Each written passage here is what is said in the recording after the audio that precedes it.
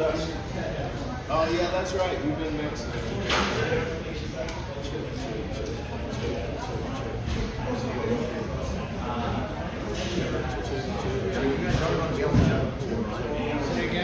Hey, congratulations on that win. That win. I look up this score. That's good. That was good. Congratulations, man. Yeah. Y'all beat what, 100 wins? Wow. That's good. Yeah, I look up this score. I was like, wow. That's good.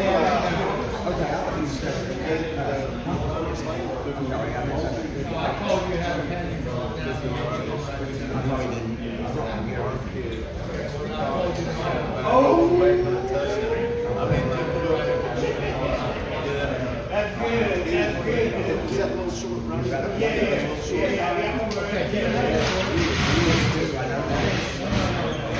That's good. I didn't see it.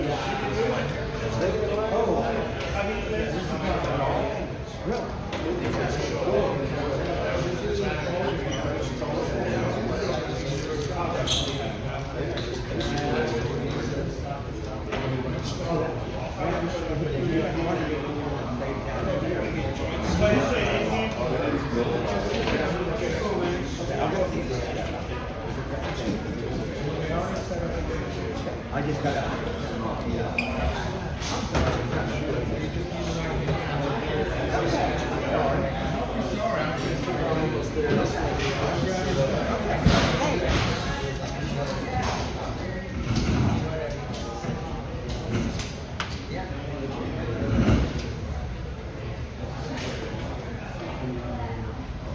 Good morning, everybody. Welcome to Honky Tonk School. Hello there, hello Wiley, hello Cam,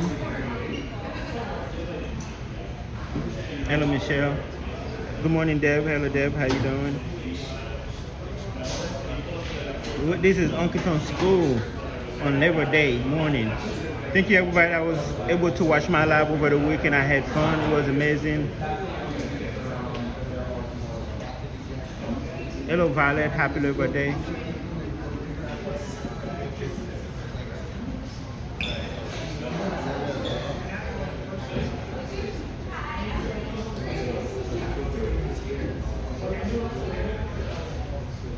Hello, Angel.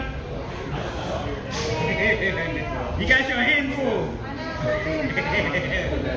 I wish I could help, but I feel bad.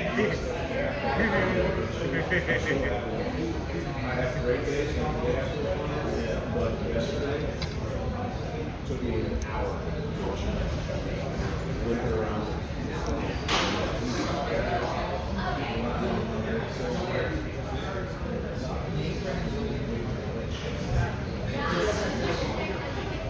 That's a real deal drummer.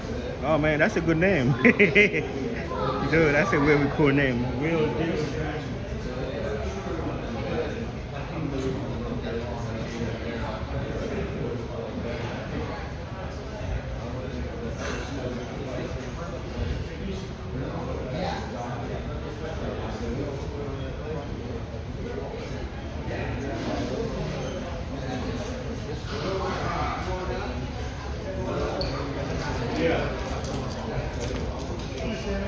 Chip, ew. Chip.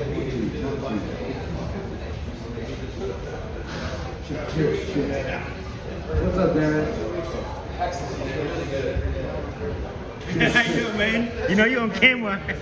Chip.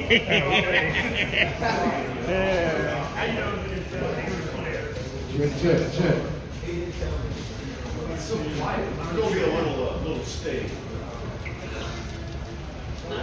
You're the expert. I'm not. Please help me with the next. And Dave was saying there it is. Happy Labor Day, Darren. Yes, happy Labor Day. We're working on a Labor Day. Check. Is this thing on? Can you hear me? Yes, sir. Turn me up a little bit, Timmy Z.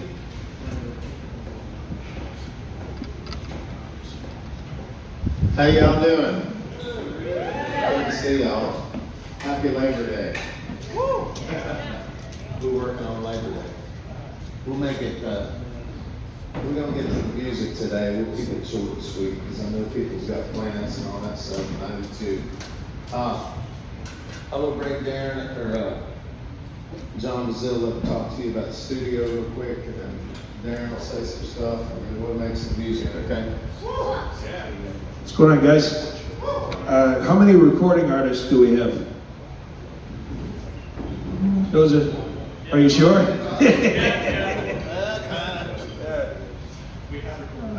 So just want to let everybody know that Uncle John has got a recording studio where we do all kinds of work. Diego is cutting his 2 singles right now with us.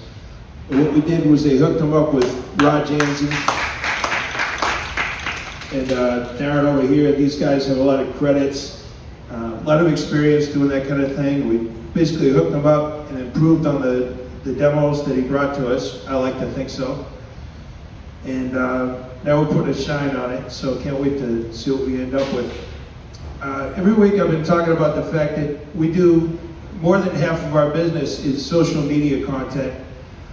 And I think if anybody tells you they know what they're doing, creating social media content, they're lying. But what we can do is identify some major themes that will probably serve our clients. And the main thing that we talk about is pre-selection, and you may have heard that called social proof. So in the past weeks I've been telling you, never selfie, get a friend to hold the phone or get a tripod. That's some of the past advice. But I wanted to pick on some of you guys for another thing. There's no reason for you to be making a cover song in your house and putting it out on the internet when you're playing Kid Rock's main, Tootsie's main, all these, because I see Mac or people like this, they play all the main stages, turn around and do put on a white beater and just play a song in their bedroom for the internet. Film it when you've got all those people looking at you. The other thing is crop the image. If you've got a decent sized crowd, when anyone in the crowd is not looking at the stage, they cannot be in your shot. It has to appear as if everyone, even people passing on the sidewalk outside the window. So here's a couple things we think about, and if you're interested in having us help make your social media content, I'm going to pass around a phone code, or if you're interested in using the studio. So thanks, guys. Yeah, man. My name is Scott Collier. I'm the Assistant Talent Director for world famous Tootsie's Orchid Lounge, Honky Tonk Central, Rippy's, Honky Tonk, Kid Rock's Big Ass Honky Tonk, Patesville Marina, Sligo Marina, Old Hickory Country Club, everything that's in our circuit. The new PCB is going on quick, fast. Looking forward to that. We got a brand new Tootsie's going in right on the ocean, right on the beach. It's awesome. It's designed by Kid Rock's here, but it's only, I think it's way bigger than this building. So it's a super club. So get ready for that. It's going to be a lot of fun. I tell this every Monday, and I'm going to keep telling it because the history can't be lost. In 1992, Lower Broadway was a very bad area. It was so bad they were going to tear Tootsie's down. It would have been lost forever. Steve Smith, I named him the Honky Tonk Godfather because he saved Tootsie's. He camped out on a lazy board recliner for 3 months. Finally got Tootsie's declared a historical landmark where the city couldn't touch it. Together, him, Al Ross, and Uncle John Taylor saved this town. Look for them, we'd be in Branson, Missouri. We're moving quick today because I know people's got plans and stuff. It's Labor Day. I'm going to bring Darren up. He's going to say some stuff, and then we're going to make some music. All right. This is Darren Theriault, one of my good buddies. He's all the way from Canada. Been with Honky Tonk School, been with Uncle John for over 26 years? 26 years. Long time. A lot of wisdom in this guy. Tell my wife that. Yeah. Yeah, it's cold here. Welcome. First time for anybody, put your hand up. 1, 2, 3, 4. 2 hands up. Right on, 6. Well, good. Like Scott said, I've been here quite a while. I'll try to keep it as short as I can. I think like a lot of you, or some of you, I was playing in the band at home, and you know, bands are made of a lot of different people and personalities, and a lot of people are there for different reasons, you know, which is fine. Some want to party, some just want to do it on the weekend, you know, and some want to try to go all the way, or as far as they can, you know.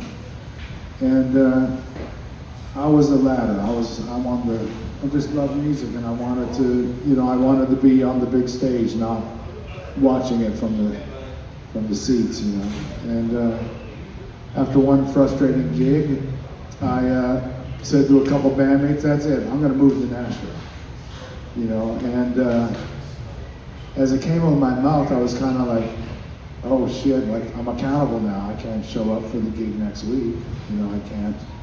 You know, because you know, big guy, you're going to go to Nashville. You know, and maybe part of it was unconscious, because it's a big undertaking to move to this town, wherever you come from. You know, it's especially now, this street, like it's unbelievable. There's really no place like it, not in the country, but really in the world, where it's 5 blocks, you know, every place is 3 stages, music from 10 a.m. to 2:30 a.m. There's really no other place like it. And so, okay, I was going to move to Nashville. And all I knew about Nashville was, you know, what I saw on CMT and the Nashville Network back 25, 30 years ago. And I really didn't know much about it. I read the credits on the CDs and the cassettes of who played what, who sang what, and where it was recorded, and everything was here in Nashville. Hi, Martha. Let's have a hand for Martha. Yeah, baby. That's right. We're all on the same team. Please don't forget that, all of us, no matter what we do. So I just knew that everything was happening here. And I didn't know anybody in this town or anybody in this country. I was from Canada, like Scott said, and I heard about Tootsie's though. Tootsie's and the Wild Horse, which is now Luke Combs' place.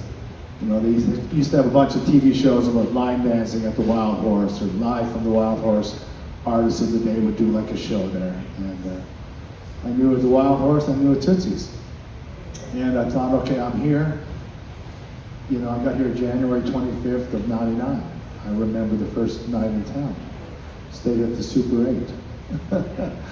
But, okay, I thought, okay, I don't know anybody, and, you know, you got a network. It's all who you know. You know, you could be the most talented person, but if you don't get out there and look for people to help you on your journey, they're not going to come to you.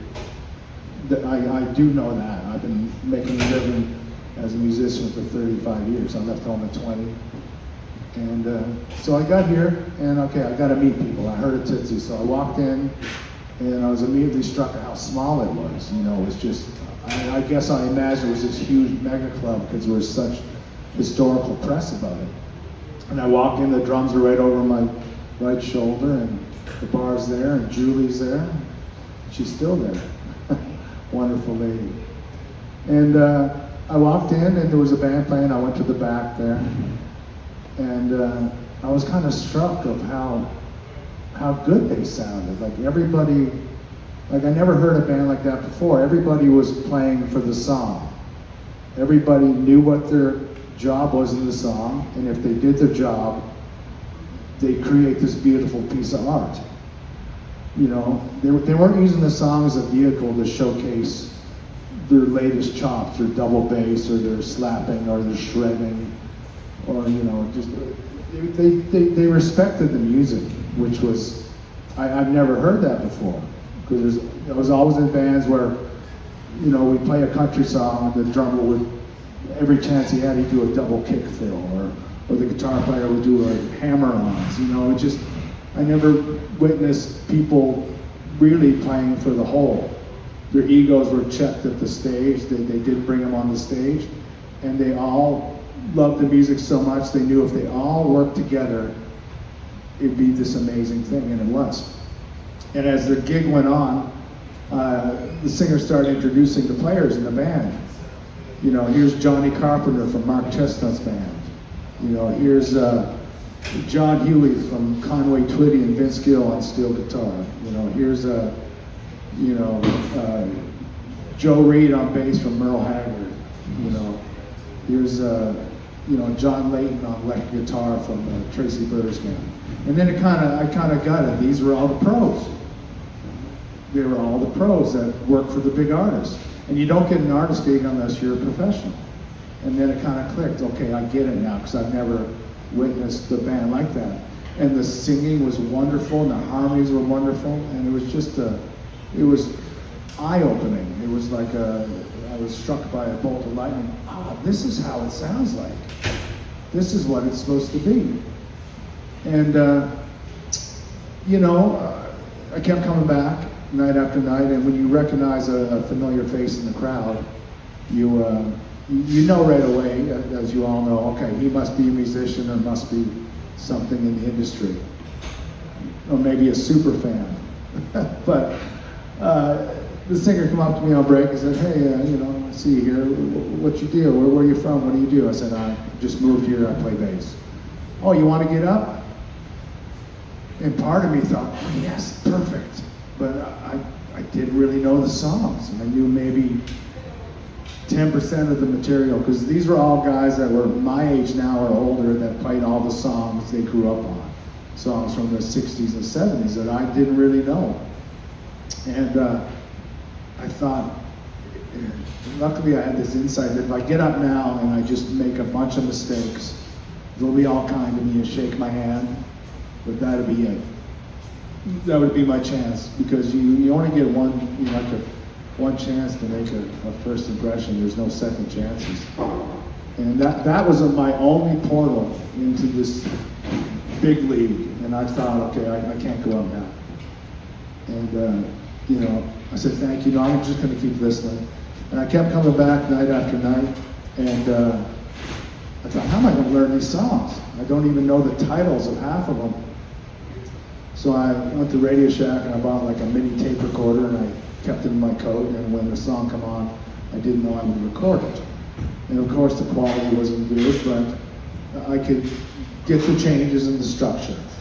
And so I did that for maybe 10 days, and when I got home the next morning, I would chart them out and learn them. And then I kept coming back, and then they asked me again if I wanted to get up, and I said sure. And I got up, and I was able to play the songs without mistakes. I was still scared to death, of course. I remember seeing my hands kind of shaking a bit. But yeah, you know what I'm talking about. We all get there. These are like, oh my God, this is the big league, and I just try to breathe and just play. And the songs are so good though, so I just kind of really focused on the songs and not who I was standing next to. And I was able to do it. And they said, great job. And I kept coming back, they let me sit in, and I finally landed a gig down here with one of the bands. And like I said, those bands were made up of all the side guys for the Stars, because back then you couldn't make a living down here. $70 is a huge night. So it was all the guys that just loved to play. These were the musicians among the musicians. These were the guys that loved it for the right reasons. And they were the guys who worked for the Stars. And when someone leaves a position with an artist or a musician, it's not an open ad in the paper. They don't just say, hey, Tracy Lawrence needs a steel player. They don't post that. It's there was nothing to post back then. They don't put an ad in the paper. It's all word of mouth, because you got to know the quality. You got to know that he can play. You got to know that he's a good hang, that he can stay sober, and that he does his homework. Because if you recommend someone for a gig and then they just they can't hang and they just don't have what it takes, then your credibility is gone. So luckily, I guess from playing down here, they kind of knew what I was about. I did my homework. I was grateful to be here, and I felt like I was a chill guy and a good hang, and didn't really drink, and I stayed sober down here because I wanted all my wits about me, because this was I was just creaking the door open and looking in. I could see it could be huge, you know. And so I got recommended for my first artist gig in 2000, and you know, I got the gig, and it was a new artist, and they had a bunch of press because it was kind of a big thing back then. It was a new guy starting out, and like 2 weeks after the gig, we were doing, you know, the Tonight Show with Jay Leno, and then we were doing Good Morning America, and then we were doing, you know, all these big TV things. And it was just mind blowing that a few weeks before I was on that little stage at Tootsie's. It was just, I couldn't really think about it too much. I just kept thinking, okay, what can I do now to keep this, or what can I do to keep improving to stay in this world? And gratefully, I was able to stay in that world and work for multiple artists through the years and until 2018. And you know, it was all that little stage down there that's half the size of this. That little stage is like ground zero. I got to travel multiple countries in the world. I got to go to Iraq and play for the troops, which was just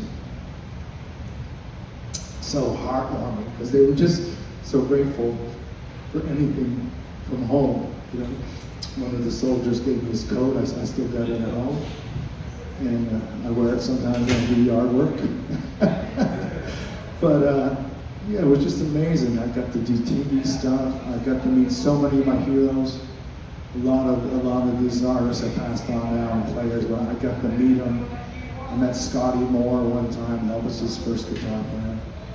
You know, Dickie Betts, you know, Ray Price, Charlie Pride, Porter Wagner, George Jones, Merle Haggard. It was just amazing. You know, I was actually looking at these people and then talking with them. It was just, I just couldn't believe this all kind of happened. You know, it was just a wonderful situation. But at the same time, when I was touring, when I wasn't on the road, I played little gigs down here, because I slowly became the guys that opened the door for me. You know, because I guess I have the same passion for the music that they did, because it didn't matter how big of a stage I played or what kind of money I made. I'd love to come down here and play a good shuffle, or a great ballad, or a great country song, or now a great rock song, you know. And the street became this huge monster, you know. There was like 3 or 4 clubs when I got here: Tootsie's, Legends, Roberts, and then the Music City Bar and Grill, which is now Rippy's, you know. But now it's just this circus, you know. And as it got busier, and the money got better, I can make a living and stay in town. And I'm older now. I don't know if I get on with a young artist, you know. I could maybe say I was his father or something, you know. But you know, the street, it's takes care of me. We're married, it'll be 16 years next month, and you know, we started late, but I have an 8-year-old daughter, and I get to come down here and play bass all week, and then I get to go home and play with my daughter and play dinosaurs and tickle fight is what she wanted this morning, because she's off school. But I got to do it all, you know, and I just want to share some of the things that kind of helped me, and maybe some of the, you know, awarenesses you can think yourself. You know, you gotta do your homework. There's no other way around it. You gotta know the songs. You know, the more songs you know, the more value you have, and the more equity you build in yourself. Especially down here, because there's no other place like it. Any other gig, here's our set list, learn these 30 songs or 40 songs, and we go play bars on the road. But down here, we do everything to request. So the more songs you know, the more valuable you are, and the more work you gotta do. You know, and the songs you can't just learn the changes. You gotta learn the signature bits. If you're a bass player or drummer, learn the kick patterns. You know, you really, this is the big league. You know, you can't just kind of wing it. You know, a lot of people down here do wing it, but I've been here long enough that the guys that wing it get in and they get to this far, and then the other guys in the band that learn the song correctly and do everything right go to better stages, bigger stages, more work and more money. But if you just kind of phone it in and don't put the time in to learn the parts right, or learn the words if you're a vocalist, you know, you're only going to go so far. I've seen it. You know, I really do know that. So if you really want to get working down here, you gotta do it right. I have a learn list in my phone, and I put in 2 songs yesterday that I didn't know.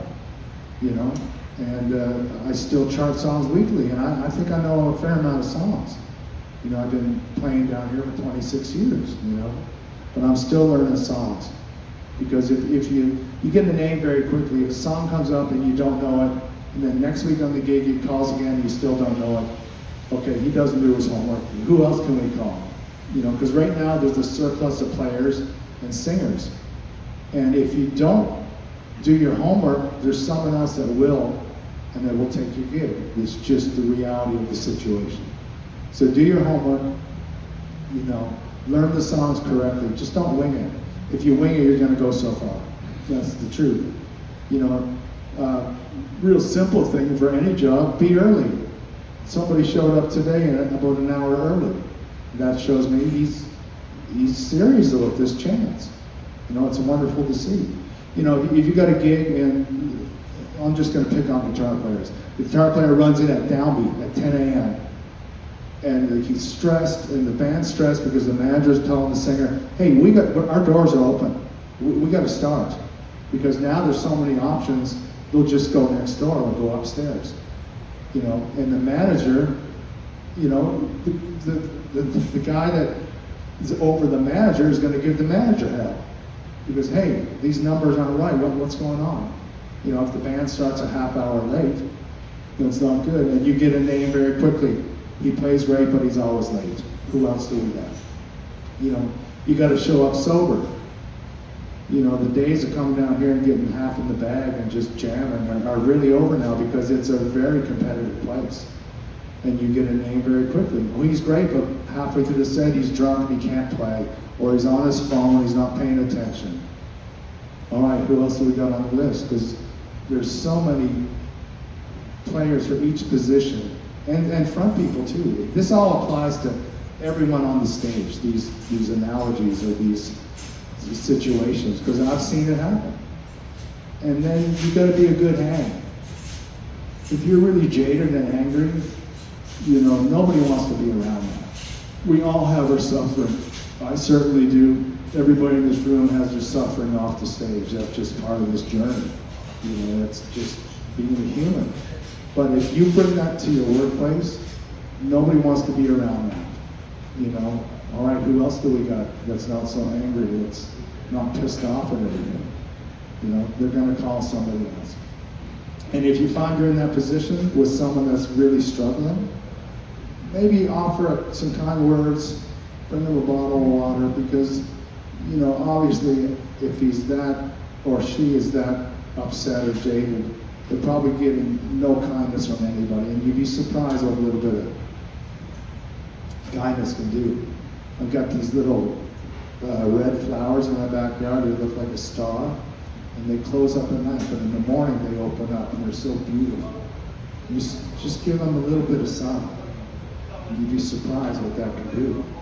Some of my closest friends were assholes when I met them. But just give them a little love, you'd be surprised what that can do. And I just want to talk about the difference between hope and faith. You know, you move this town, you hope you can do this because you want to reach your goals. Whatever it is. You know, maybe the first goal is to get working steady on the street, because it's a gift. You get paid to get better at what you do. If you're a player or a fun person, you get paid to work on your crowd interaction. If you're a player, you get a chance to play multiple times and work on your playing and play the parts like you're supposed to do, with the right tone and the right pocket and the right tuning. You know, it's a gift. you know, to do that, to be here. And, you know, if you want to go on to work for a big artist, if you're a full band, maybe you guys want to go to the distance. Why not? You know, if you're a singer, maybe you want to go to the distance. And it is possible. But, you know, you hope for all those things, but hope is kind of like, hope is something you don't have any input into. Like, I hope this happens, I hope I get this. But faith, when you have faith in yourself, when you have faith that, okay, I know what I have to do, and I have faith that I will do it, and I know if I do these things, I know I'm going to get closer to what I want. Faith is something that you are responsible for. If you have faith in maybe the 4 things I mentioned, doing your homework, you know, being on time, being sober, being a good hang. If you, I know you can all agree with me that these things can help you rise to wherever you want to be. And you have control of that faith. And when you have faith in yourself, okay, I'm going to do this. I know what I have to do, and I'm going to do this. And I know these principles are going to get me to where I want to be. Maybe not as quickly as you want, because we're all so impatient, you know, these days. You know, we want it now. Our attention span is so short. You know, we want it now. And you can get frustrated, but have faith in yourself that if you apply yourself in these principles, you're going to reach what you want to do. You know, that faith is something you have control over. And when you step on this stage, you are in complete control of your future. Every time you get on the stage, you're auditioning for a better, bigger gig. Some in the band will hear you say, wow, he's great, let's call for this one. Someone in the crowd, this is Nashville. Someone in the crowd will you know, say, hey, we're looking for a player for this, or we're looking for a front person for this band. You know, I've been in the business for a long time, and I'm friends with a lot of band leaders of the current people. And the band leader for Gary Allen reached out to me a few weeks ago looking for a fiddle player. And I recommended someone that I work with. You know, so, you know, and if he would have been a person that was drunk or didn't care, I wouldn't have recommended it.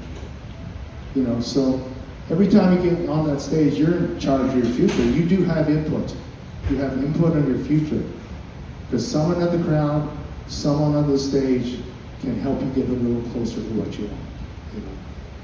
So that's just some things I've learned through the years. And, you know, a very wise man told me one time, take care of the music, and the music will take care of you. So if you apply yourself 100% to what you, because when you look deeply, you know what you need to do. Yeah, it may be challenging at times, but you know what you have to what you expect from yourself if you expect to reach these goals. You know, so take care of the music, and it'll take care of you. I'm an example of that somehow. I wasn't in a musical family, but I fell in love with it. I started playing when I was 12, and you know, if I can do it, anybody can. You know, because I'm definitely not the greatest. You know, but I still learn every day. I work with people that are 20 and 30 years younger than me, and I can learn from them. And if you can leave your ego away, if I was saying, I did all this, I work with this guy and this guy, you know, he doesn't know what he's talking about. But if you put that away, you keep growing and getting better. And I think that's what allowed me to stay here. You know, so take care of the music and it'll take care of you. And this street is still taking care of me. I have the best of both worlds. I still play. I still do something I love that I would do for free, but don't tell Scott that. Yeah, I do. I really love it. It's been phenomenal, and I can support my family and you know, live in the greatest music city in the world, and it's been an incredible gift. So I hope you can use some of that on your journey, and you know, I'm still learning myself about playing and the journey of being a human being. So thank you for your time. Thanks, guys. Good job, Darren.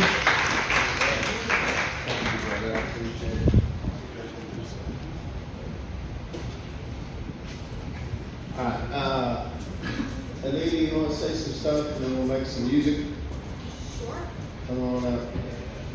How many acoustic players we got in here today? Just curious. 1, 2, 3, 4.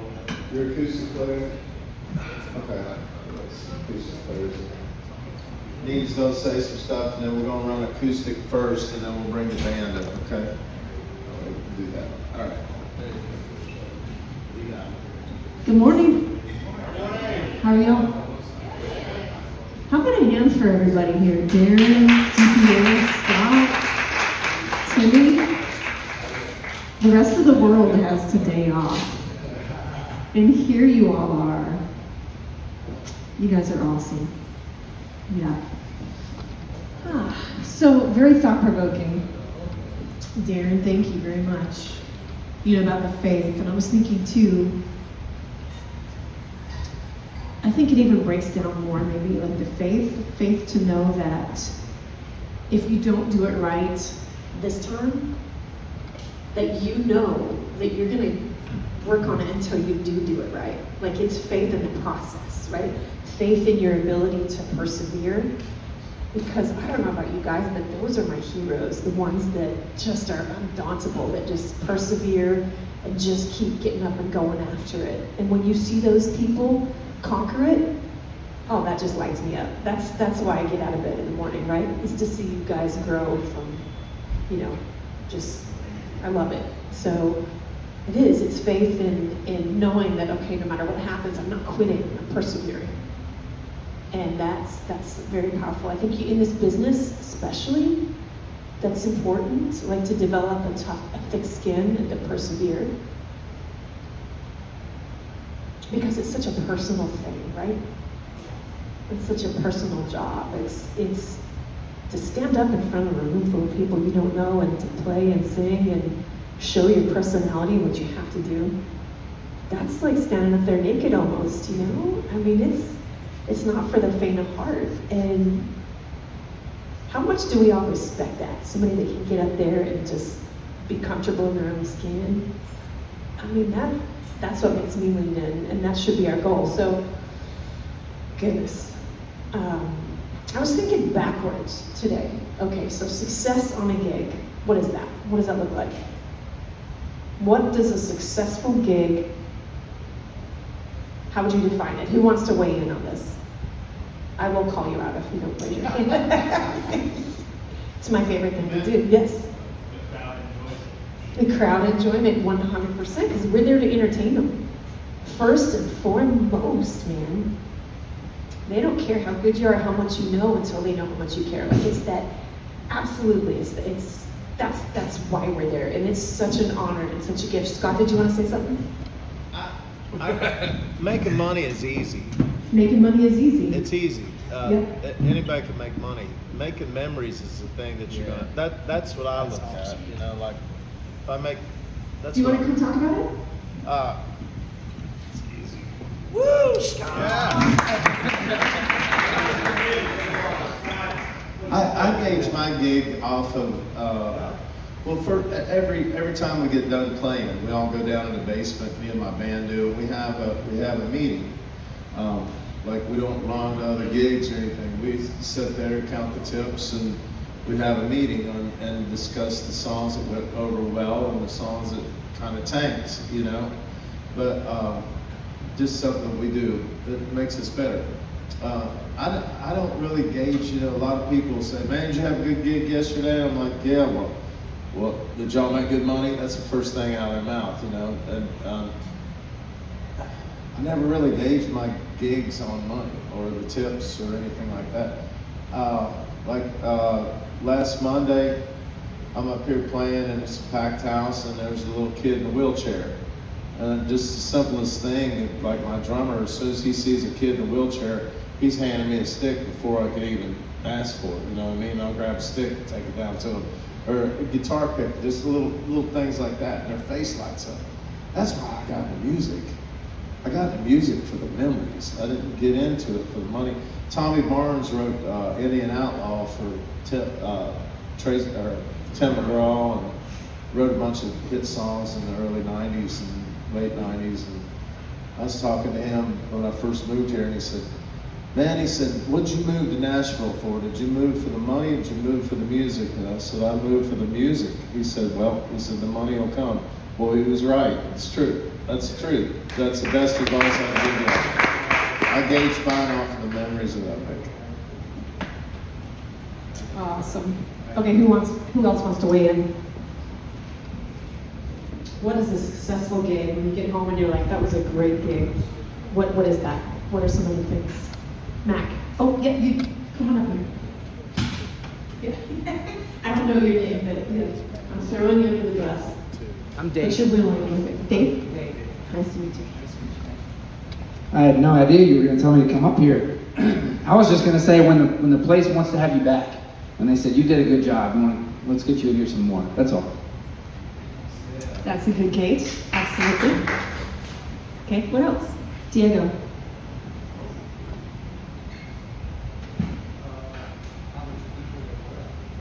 Say again?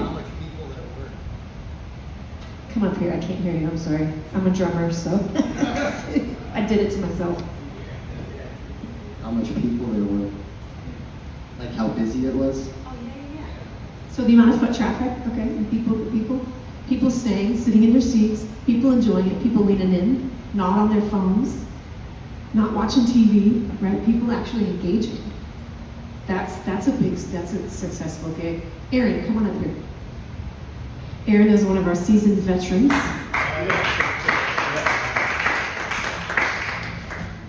So my point around this is more of a personal thing. So say you get a song that was requested a few gigs ago that you didn't know and you had to tell the person no, or maybe somebody in the band didn't know the song. And so you go home and you listen to the song and you figure it out, and then this particular gig, somebody requests a song again and you're able to knock it out of the park. So a personal goal of learning the songs. That's for this, that's all I got. Yeah, what else? Well, since we have you up here, I just want to know what you would tell the people coming in, the new people, because you always do what you're supposed to do. You show up, you get up, you dress up, you show up. And from your perspective, who's actually walked it out in the last few years, how long have you been with us? So I have been with Honky Tonk School since November 22nd, 2022. Yep. And so I'm kind of new, but I've been around long enough to know the ropes. I wrote down 5 things. Darren, you stole 2 of them. Thanks for that. But first one is learn the songs, watch bands, gather set list ideas. And then I want to talk about an art form that, I don't see as many bands doing these days, but I wish more did. Because, like you were talking about, crowd connection is a big part of what we do. We want to engage the people in the room. And one thing that I take pride in is something called a honky tonk rehearsal, where you are requested a song and you don't know it or you've heard it a few times. And a lot of times the attempt means more than the outcome. And so one of my biggest things, Darren, take care of the music, it'll take care of you. When I heard you say that however long ago for the first time, that really struck home with me, and I carry that with me every single day. So thank you for that. I really appreciate it. This was a few months after I started. I was playing in the back room at Tootsie's, acoustic trio, 3 or 4 months in. The room was empty, but there was this lady that walked up. She handed me like $2 and was like, hey, I want to hear this Marty Robbins song. A song called, I think it was Big Iron. And I'd heard the song in the past, but I didn't know it super well. But I was like, you know what? Give me 3 minutes. He's gonna play a song. I'm gonna walk outside. I'm gonna listen to it real quick, and I'm gonna give it an attempt for you. So I go outside, put my phone up to my ear. Luckily it was 3 or 4 chords. You've heard the saying, 3 chords and the truth. So I was able to kind of put it together relatively quick, come inside, play the song for her, and She walks up to me afterwards with more money and says, I've been here for 4 days. I have requested that song in every bar on the strip. Everybody has turned me down. You're the first person that has even attempted the song. My father passed away however many days ago. This was his favorite song, and you even attempting it really means a lot. And that's when it hit for me that's like, oh, this is more than just the base pay at the end of the day or getting money in the tip jar. This is a connection business. And so that sticks with me every single day that I show up and do this. So.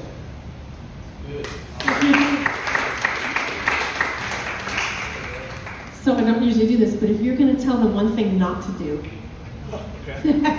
just give them one, like the newbies, one thing not to do.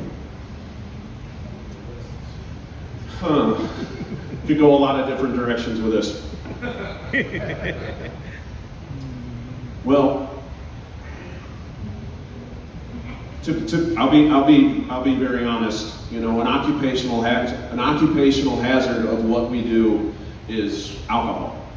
You know, we're around it every day. The crowd is usually partaking in some adult beverages. And so you've really got to be mindful about how you interact with that part of the job. Because there are times where people walk up and are like, hey, we want to buy the band a shot. You've got to learn from your own mistakes. You know, I've made the mistake of taking it too far. And my music took a toll. I've taken a toll personally from it in the past. I'll tell a story of before I moved to Broadway, before I moved to town. I was playing in a cover band. We were doing a 4-hour set, similar to this. We break it up into 3 quarters, so we do like 30 minutes break, 30 minutes break, finish the show. Before I had learned my lesson, we were drinking, having a good time in the bar. I blacked out somewhere in that first portion. I played the whole second portion, not there. And I woke up on stage in the third portion. So if you have any sort of issue with any substance, it doesn't have to be alcohol, it can be other things, because unfortunately they're out there. Really be cognizant of how you manage that as you step on these stages, because it can come back and bite you in the butt if you're not careful. So just be very aware. That's my cautionary tale for you. So there you go. Thank you, Aaron. Yeah, that's good. Y'all look good. So what are we looking at here? How many are experienced in performance and have done gigs? Raise your hand. A good number of you. That's good. And how many are just hoping to get, how many have never, is there anybody here who has never done a live gig? Nobody, okay, good. That's great. So, yeah, the whole connection part. So the good gig, looking at, okay, what does success look like? When the audience is engaged, you make fans, you make friends, you exchange social media, they follow you. Eventually they plan their vacations around where you're playing. Like those people invest in you, right? That's, because this business is about people. It is, no matter how you slice it. No matter how good you are, you have to have the people to buy in. I've seen people that are so talented, great singers, great songwriters, and they lose their record deal because they're not engaging the crowd. How sad is that? But it's true, it's true. So that's what I love about this Honky Tonk School, is you get to learn firsthand by doing it. You can tell when you watch and you look out there, be mindful. That's what always to be on, you know, in the flow, but also noticing, okay, how is this going over? And I like Scott talks about that. If he's doing a song, and he can see people getting up and leaving or starting to lose interest, he'll stop the song, which I think is hilarious. Yeah. So we're always to pay attention. It's always about reading the room, right? That's such a big part of this, and that's why I love this. It's because you learn how to do that here experientially, and you also learn, like they were saying, going around and listening and watching what works and what doesn't work. Note both, because it's all important. It really is. So a successful gig, to me, is one where the songs keep rolling. There's no dead time. Dead time here is the kiss of death, no matter whether it's acoustic or band shifts. So that's where teamwork makes the dream work. If somebody's up and talking to whoever's singing or emceeing, then the next guy stand up, step up, break out of your shell and say, hey, and talk to the audience. Where are you from? What brings you here? What's your favorite genre? You have to, whatever we have to do, we have to keep them engaged. And also, another thing I would say, one thing I don't think you can get away with on no matter what stage is to bore them. To bore them. You cannot do that. You have got to keep them engaged. Even if you feel silly, whatever, like work it out. Watch yourself, video yourself, but you cannot be boring. And I learned that from Renee Grant Williams, actually. God rest her soul. So you can get away with a multitude of sins, but do not be boring. So study that, what that looks like. And I have some guys in the circuit that watch stand-up comedians, like for ammunition, even game shows. Like one of my guys, and he's getting better all the time, he watches game shows, but he said because the hosts are continuously keeping him engaged and joking. So those are some ideas, along with, studying other people, watching, the ones that have inspired you, and, the best. And we all, like, somebody weigh in on your favorite performance or performer that you've seen that impacted you, that you took with you. Who can tell me someone that they've seen? Who said that? Amen, brother. Oh my, yeah, same. And it was years and years ago. I don't even think I moved my feet during that whole thing. I was mesmerized. And I've tried to analyze, like, what was he doing?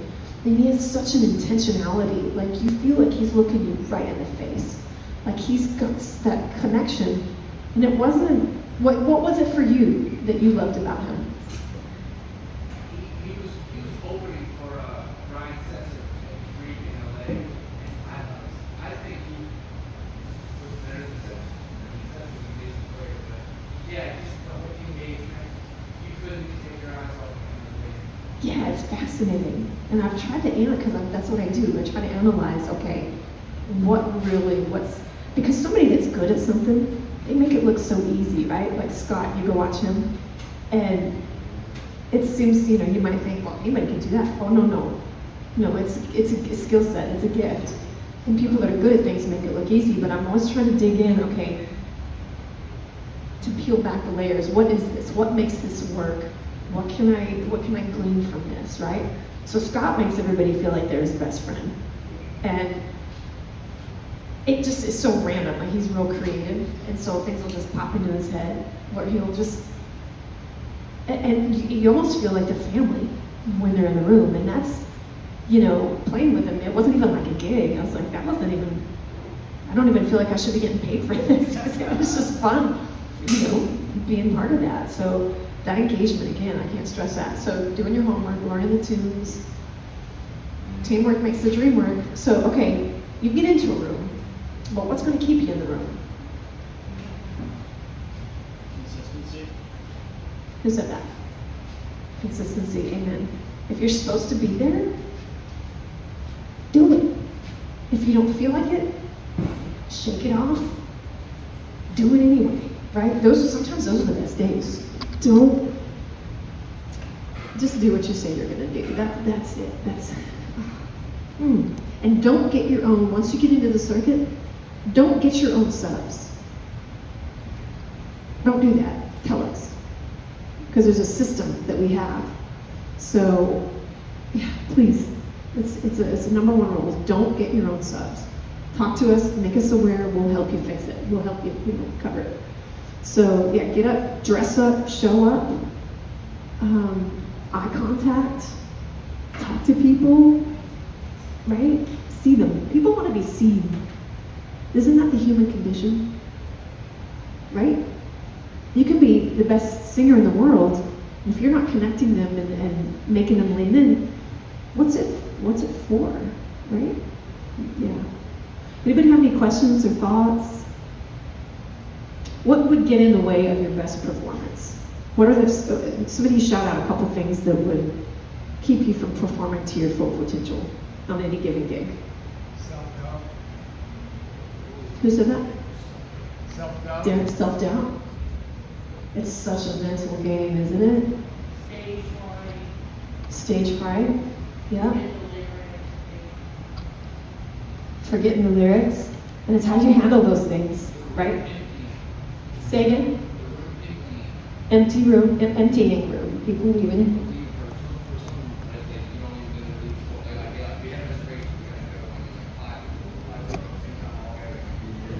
Yes. Who else? When a joke doesn't land. And there was a guy here last week that I said, how do you handle that when a joke doesn't land? He said, oh, I just blame it on the guitar player. He's the one that told me to, and I love that. But it's all, taking it is there's something about somebody that's comfortable in their own skin that when they even do make a big mistake, if they can laugh at themselves, you almost respect them more, right? For being able to be just, that's bad little bone to me. Somebody that can just walk it out and not let them, you get back up, you dust yourself off, you do it again, right? So, yeah. All right, one more question. I want to know, somebody tell me what's the best musical advice you've been given?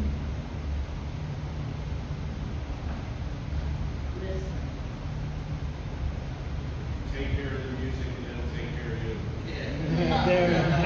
I learned that from Glenn Moore. Just last. Anybody else? Have a little fun with it. Have fun. Oh yeah, you have to have fun. It's somebody that's enjoying what they're doing. It's so charismatic, isn't it? Anybody else? Know where you're going with the song? Know where you're going with the song. Okay, can you? I play drums, so a lot of what I'm looking at and thinking at is where the next section's going to be, what we can do to differentiate that from what we just did. Because as much as we can play the same 4 chords over and over and over again, you got to make it more interesting than the last time. So you got to know what you're going to do to get it there. Did you guys hear him? Can everybody hear him? I didn't hear. Okay, will you come up here and say that again? How many drummers do we have in the room? Raise your hand. Okay. This is so good. I know there's some watching online too. One of the big things that I kind of took away whenever I started playing drums was knowing where we're going to go with the song and where the motion of the song is taking us. Because it can be intimidating.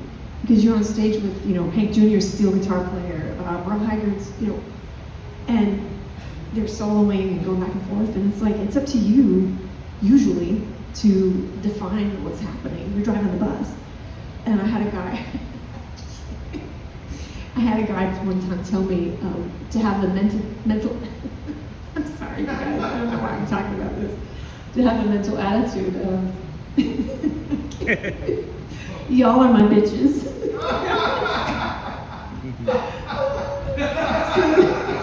Sorry. So as a drummer, you're driving the bus. It's hard. It is. It's intimidating sometimes, but sorry. So yeah, right? Chris, do you have anything to add? Probably something I observed the most is just dynamics.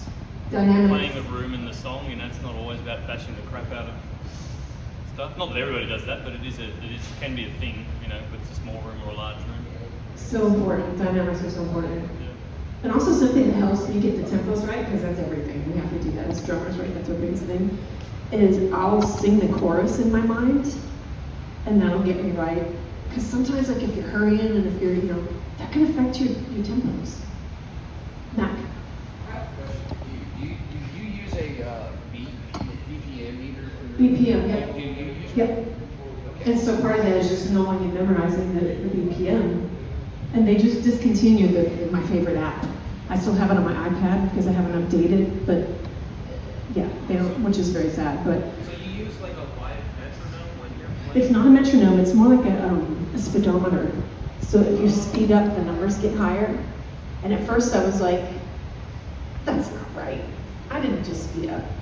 But the more you use it, the more you watch it, you get so you know like, oh man, I think I did. And it'll be just one, but I can tell, right? So it's a big deal. Because tempos are everything, no matter what you do. Even if you're on acoustic shifts and you're starting your own song and, you know, they're the tempo they are for a reason. I mean, there are exceptions, not very many, but I want you to entertain us, show us what you got. I know it's weird in a room full of peers, but just take a deep breath, relax, and just show us and talk to us and do it. Hey Darren, we're gonna do a little different because she's. Hey, we're gonna run acoustics first, so all the people that's got acoustic guitars, get them out, put them up here. Make sure they're in tune. Timmy, we're gonna. It's Labor Day, so we don't fly. All the acoustic players come see me and sign up on the sheet so we can do it in order. We have a gentleman in the back that's ready now, so come on up. And the full bands come sign the sheet also. And if you want to assemble a full band here, you're a front person. Network within the room, because there's players. And you never know where your next call or your first call is going to come from. So the more people you meet, the better it's going to be, the higher your chances are. So we got an acoustic band coming up right now. Yeah, all right. Acoustic players. Hello everybody, welcome to Honky Tonk School. Every Monday morning at 10 a.m. If you like to be in this room, the way you get in this room is to open mic auditions every Saturday at Tootsie's from 2 p.m. to 6 p.m. You go there, and then if you are invited, this is invites only, guys. You can't just show up here. If you are invited, you'll be in here with a lot of other musicians, networking. Scott Collier is the one who's give you the job. Hey guys, this is Lord. He works on behalf of the CEO, John Taylor. Hit the R button. Hit the R button. Uncle John Taylor is the owner, founder of Honky Tonk School. Honky Tonk School owns 4 bars, Kid Rocks, Rippy's, Honky Tonk Central, and Tootsie's. With multiple levels. Hey, guitar players, acoustic guitar players, in the future, if you bring your own 1/4-inch cable, that would be awesome. Yes. When you start playing gigs, if you don't have your own 1/4-inch cable, most of the time the venues won't have them. So do yourself a favor and bring a 1/4-inch cable. Thank you. Yeah.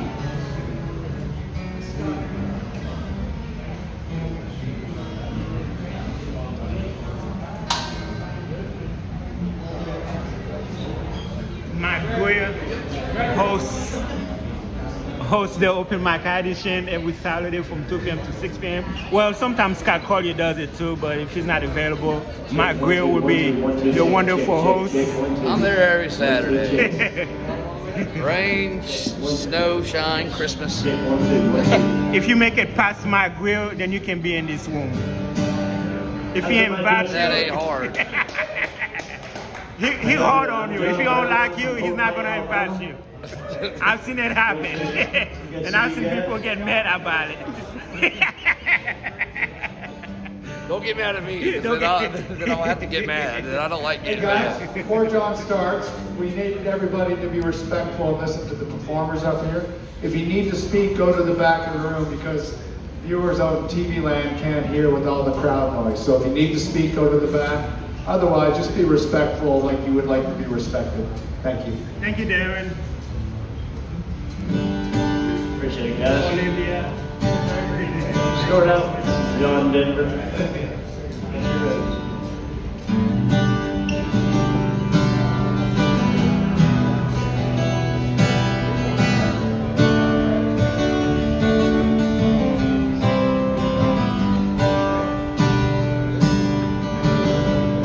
almost heaven. West Virginia, Blue Ridge Mountains, Shenandoah River. Life is old there, older than the trees, younger than the mountains, growing like the breeze. Country road, take me home to the place I belong. West Virginia, Mountain Mama, take me home, country road.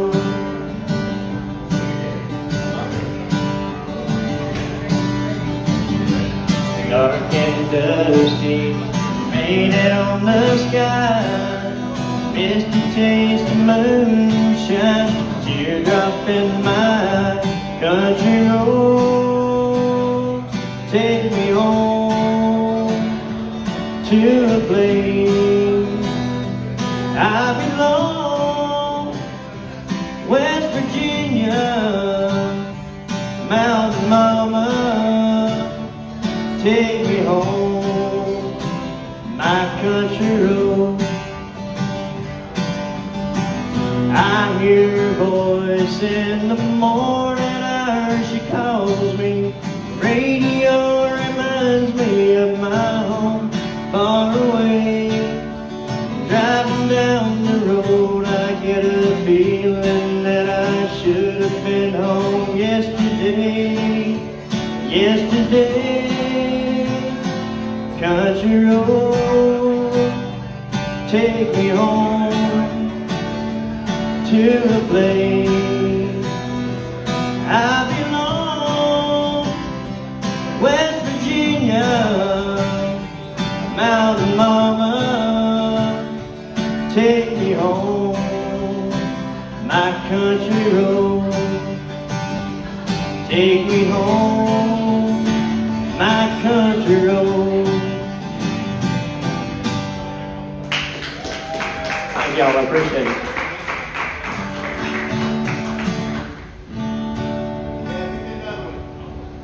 That's Montgomery Gentry. I know you say that's the reason you moved to town. We'll try. This is called Long Line of Losers.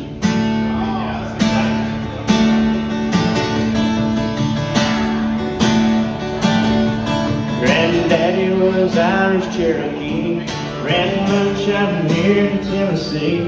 Spent half his life in the Montgomery County Jail. Grandma, she got drunk and left all her kids on her mama's front steps. Nobody's heard from her since she hightailed. I come from a long line of losers, half outlaw, half loser. I was born with a shot glass in my hand. I'm part hippie, a little roughneck. I'm always a suspect. My bloodline made me who I am.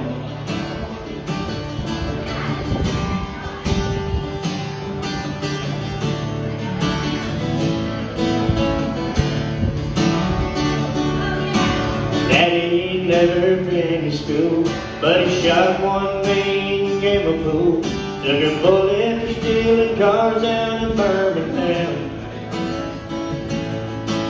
Mama always went to church, but we soon found out what her reasons were. She got caught in a local motel with a preacher man. I come from a long line of losers, half outlaw, half loser. I was born with a shot glass in my hand. I'm part hippie, a little redneck, and I'm always a suspect. My bloodline made me who I am. I come from a long line of losers. Thank y'all, I appreciate it.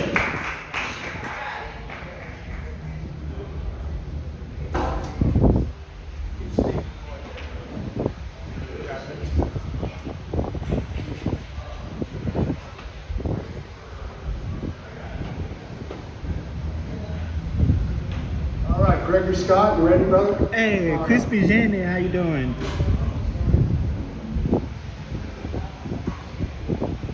Nice meeting you the other night.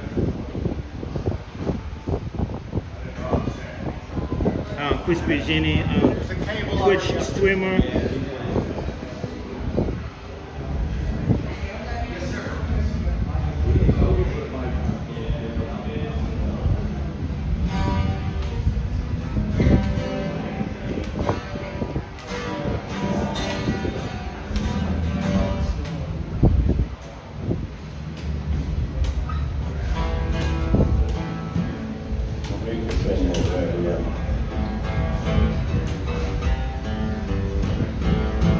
One's got to do that one there.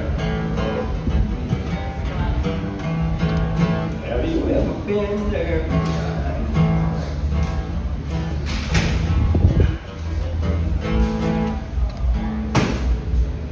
All right, we're going to do our song. We're just going to do one. You come closer. Hey, Tim, can you move the mic, please? You could have brought that over closer, really. So I can see you. I'll bring this close to you so 1, 2.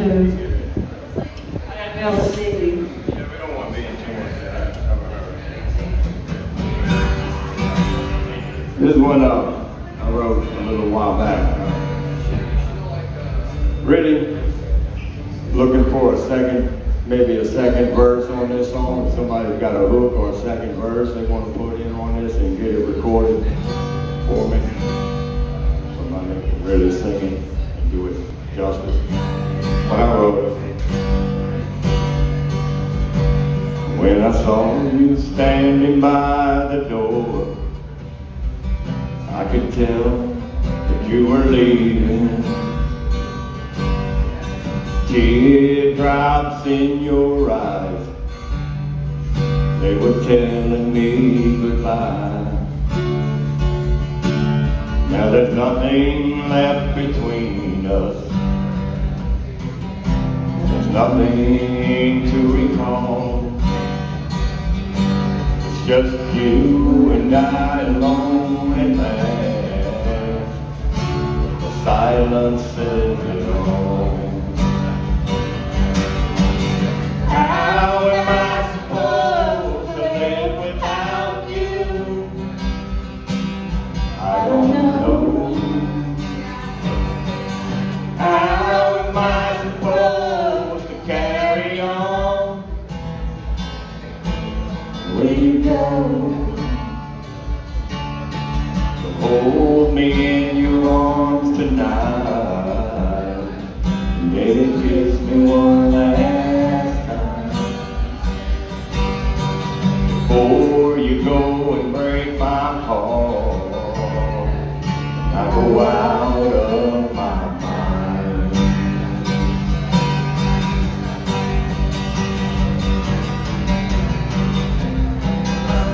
What to live without you?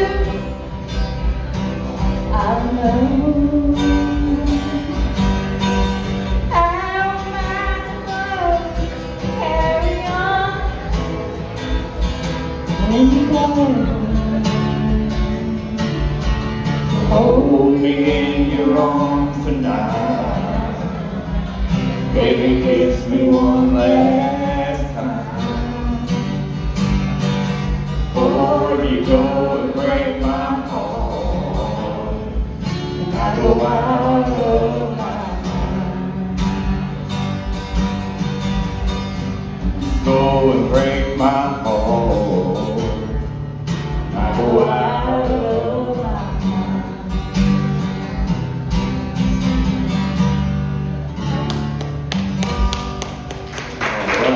Original. I'm working on it. If Scott, you got a second verse and you want to record this thing and get some professional people to sing it, you know? You know what I'm saying? Somebody to do something. Hey.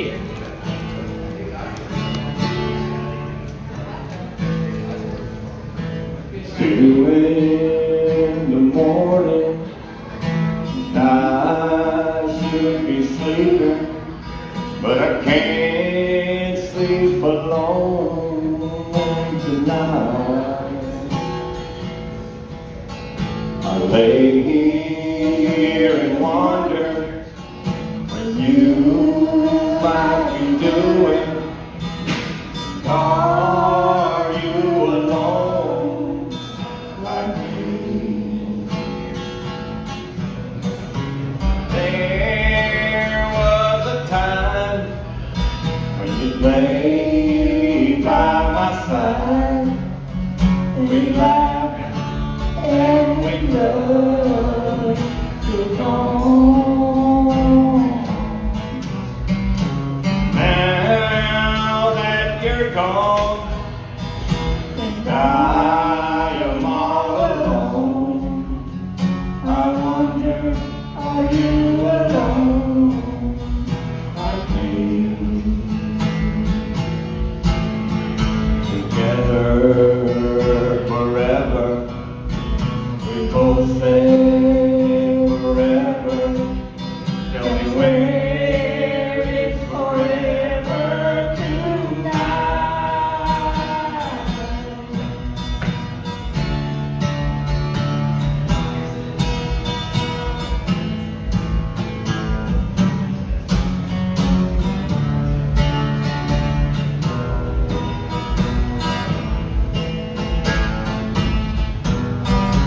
There was a time when you lay by my side, we laughed and we hugged. You're gone. Now that you're gone, and I am all alone, I wonder, are you alone like me? Are you alone like me? Tell me, are you alone like me?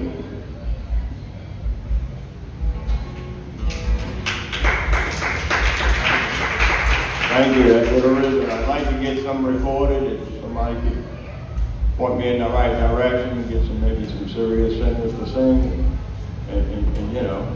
I started loving songwriting when I was a little girl, and I met Freddie Fender and Tommy McLean and George Jones on the back porch of my grandpa's house. So I just love songwriting. Thank y'all. Thank you. Thank you, Scott, for giving us opportunity. And I still want to get Scott on.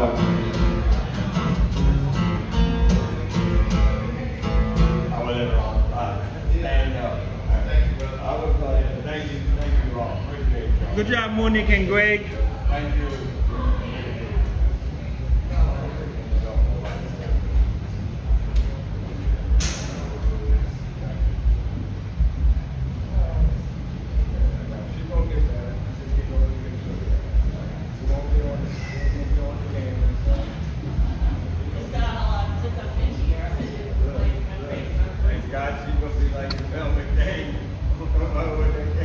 You're gonna have to play that part.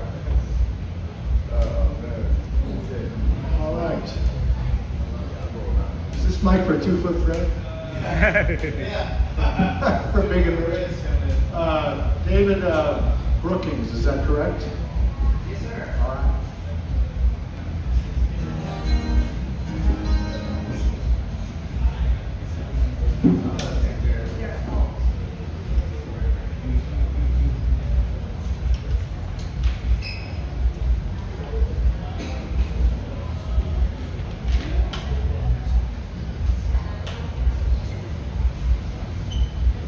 Real quick, I know this is not VH1 Storytellers or anything, but it feels like it because I like the speeches.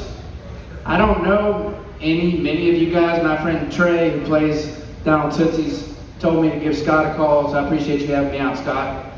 But my name is David Brookings. Moved to town 4 months ago, and I've been doing some gigs. These 4-hour gigs are very popular here, so Hall's Chop House and Honky Tonk Creamery out in Mount Juliet, and all the scoreboard, a couple of scoreboard gigs, all 4 hours. I can do it, I like it, but I want to play down on Broadway some. So let's try an old Bill Monroe song. Way back, Bill Monroe and Elvis had a big hit with it. Let's try it. Blue moon, blue moon, blue moon, keep shining bright. Blue moon, keep on shining bright. You're gonna bring me back to my baby tonight. Blue moon, keep shining bright. I said blue moon of Kentucky, keep on shining. Shine on the one that's gone and left the blue. I said blue moon of Kentucky, keep on shining. Shine on the one that's gone and left the blue. Well, it was on one moonlight night, stars shine bright, whisper all night, love your eye. Blue moon of Kentucky, keep on shining. Shine on the one who's gone and left the blue. Woo!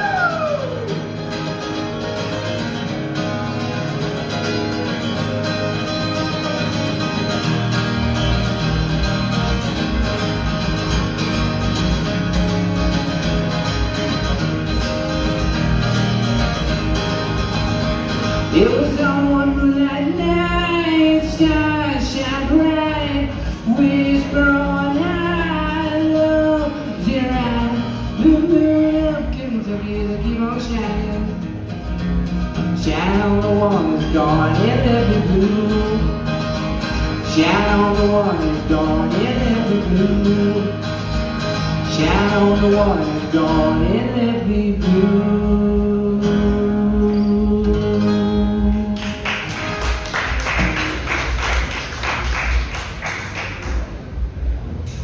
Do I get an encore, Scott?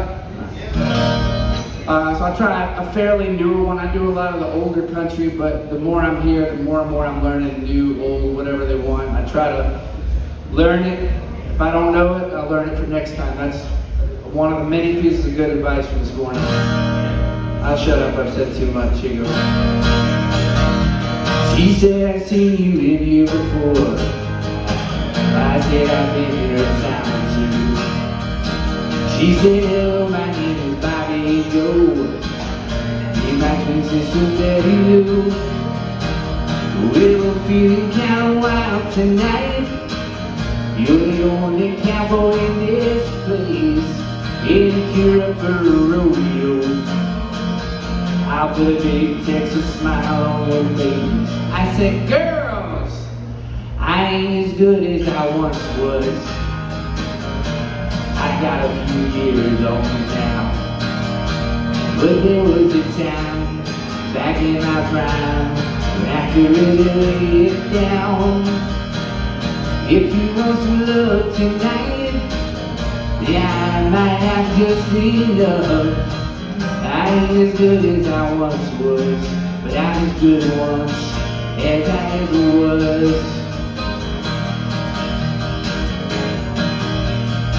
I still hang out with my best friend Dave. I've known him since we were kids at school.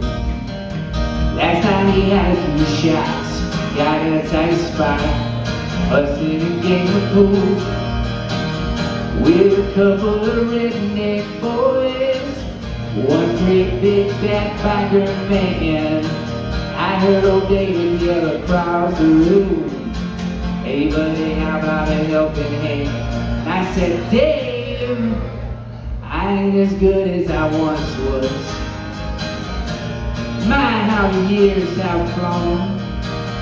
I still throw a few back, have a few shots, whoops. See, here's the thing, I know those words. Don't worry, I know. Don't dare me now, 'cause I'd have to call your bluff. I ain't as good as I once was, but I'm as good once as I ever was. I used to be hell on wheels back when I was a younger man. Now my body says that you can't do this, boy, but my pride says, oh yes you can. I ain't as good as I once was. That's just the cold hard truth. I still throw a few back, talk a little smack when I'm feeling bulletproof. So don't double dog dare me now. Think I'd have to call your bluff. I ain't as good as I once was, but I'm as good once as I ever was. Still not as good as I once was, but I'm as good once as I ever was. Thank you all very much.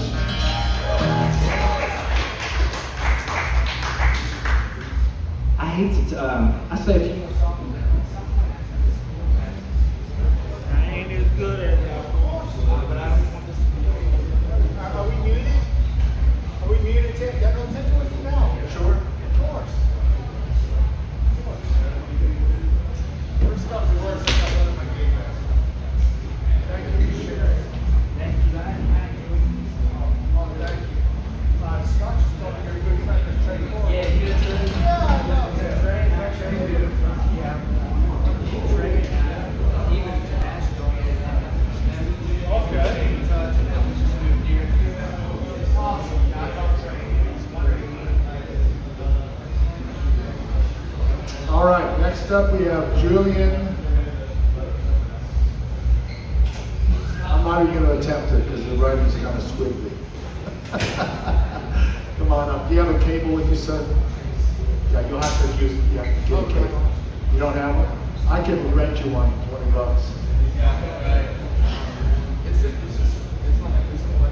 Oh, you just like that?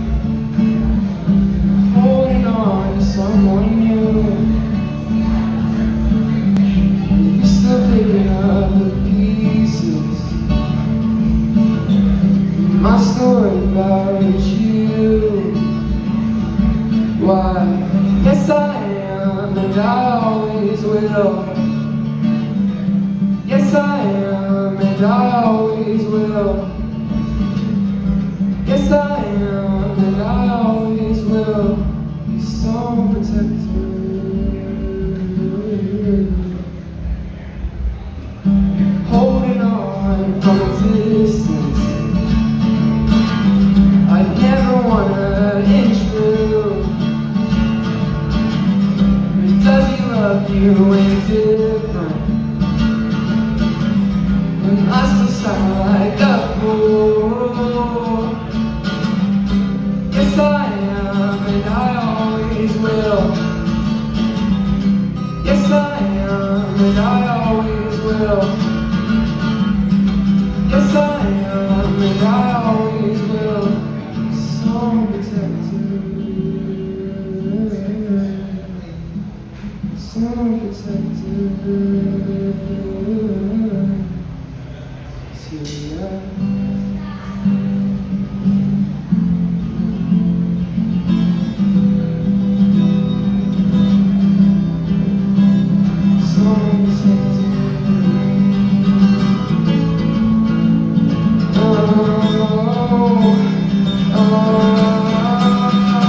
Am I guilty? Am I sorry? Do I miss you at the party? Am I dragging this forever? Am I thinking about September?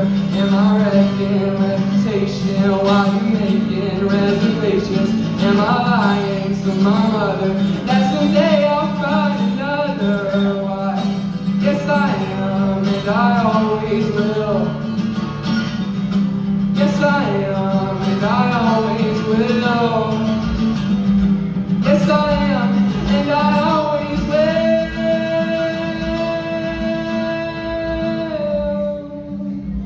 So protected,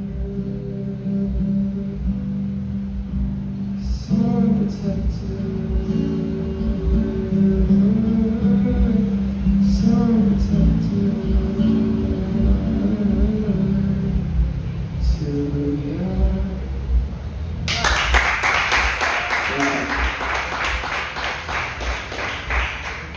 This next song is an original song I wrote called Stuck Like Glue.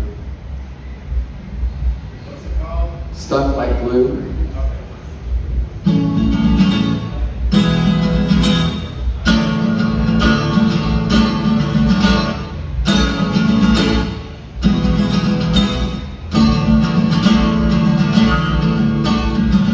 Rushing outside, But like 1999, without you and something about your eyes.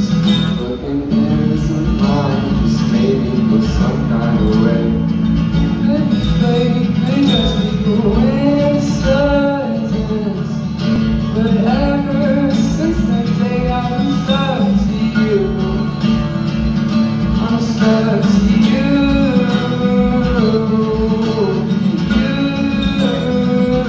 I'm stuck to you.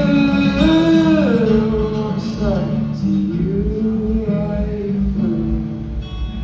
Baby, I'm stuck to you.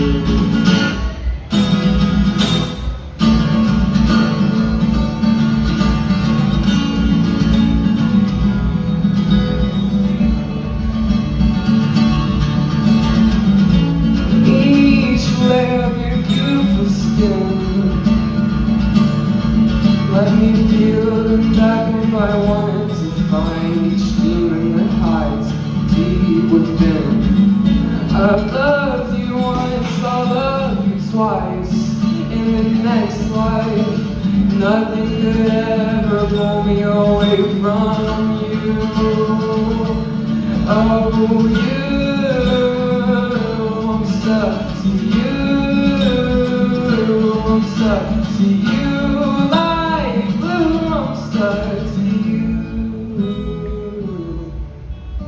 Baby, I'm stuck to you.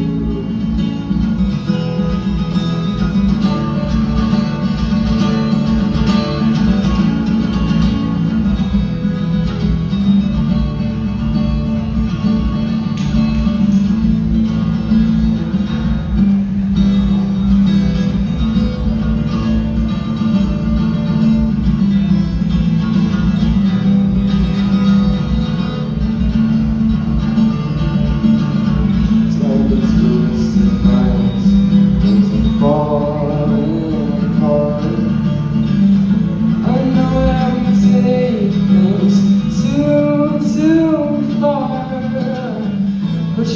know in the end that I won't be far, 'cause I'm still stuck to you. We just need it.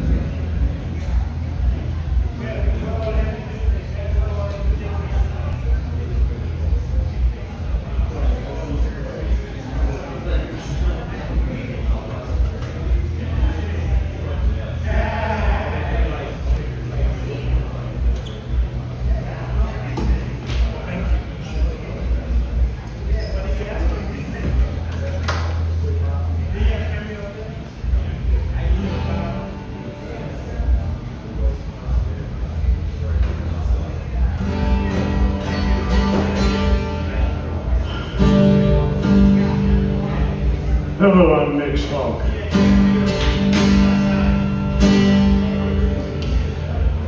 All right, so this is the song from my favorite country band, the Beatles.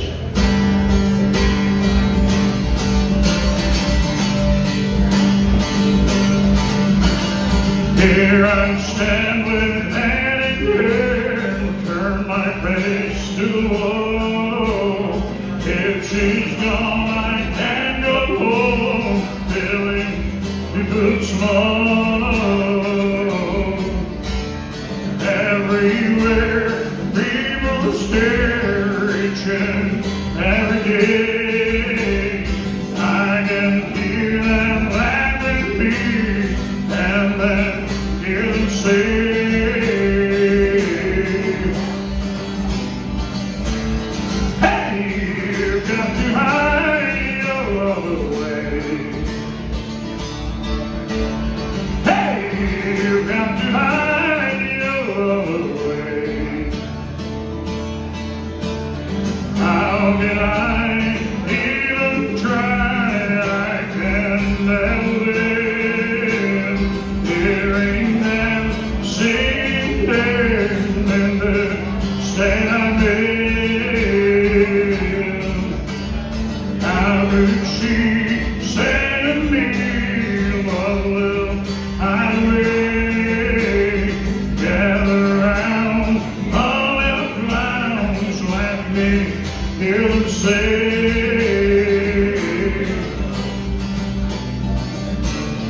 hey, you've got to hide your love away. Hey, you've got to hide your love away. Hey, you've got to hide your love away. Hey, you've got to hide your love away.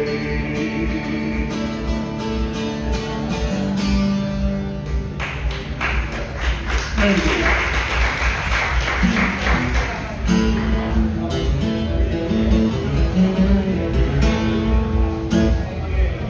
It's an old Carl Perkins song.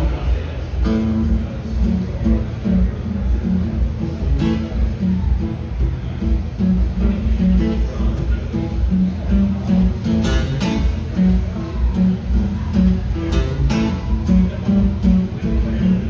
sitting here watching matchbox holding my clothes. I'm sitting here watching matchbox holding my clothes. I ain't got no mattress, got a long way to go. I'm not a long road, and I'm a long way alone. I'm a long road, and I'm a long way alone. I never can have it, 'cause everything I ever feels wrong. Well, if you don't want pictures, honey, don't you shake my tree. If you don't need a mix of speeches, honey, don't mix around my tree anymore. I've got a new son, baby, baby, there's misery, yeah.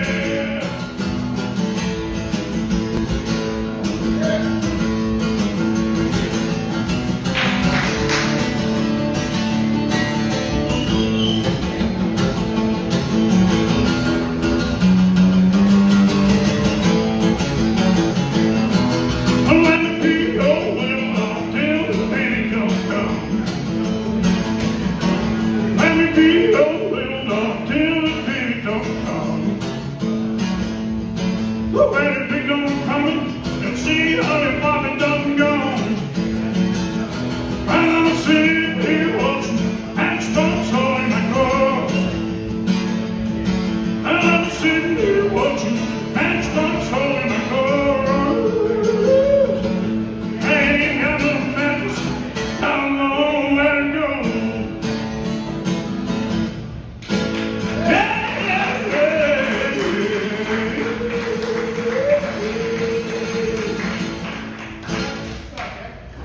Thank you, Miss Hawkins. My name, I'm looking for the bands. Yeah, how's everybody doing? Y'all still with me? Hello, Denny B. We're not going to put you in jail for playing that kind of music. What you say? It's all wrong. Well, some do certain years. You could, but it wasn't what we should like you to get away with it.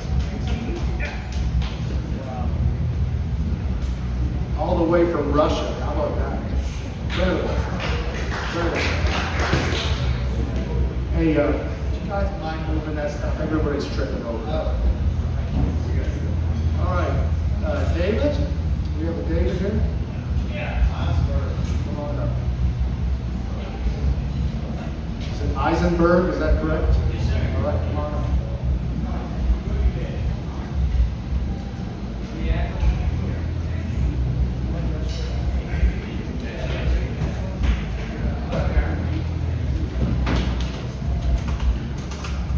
We're full.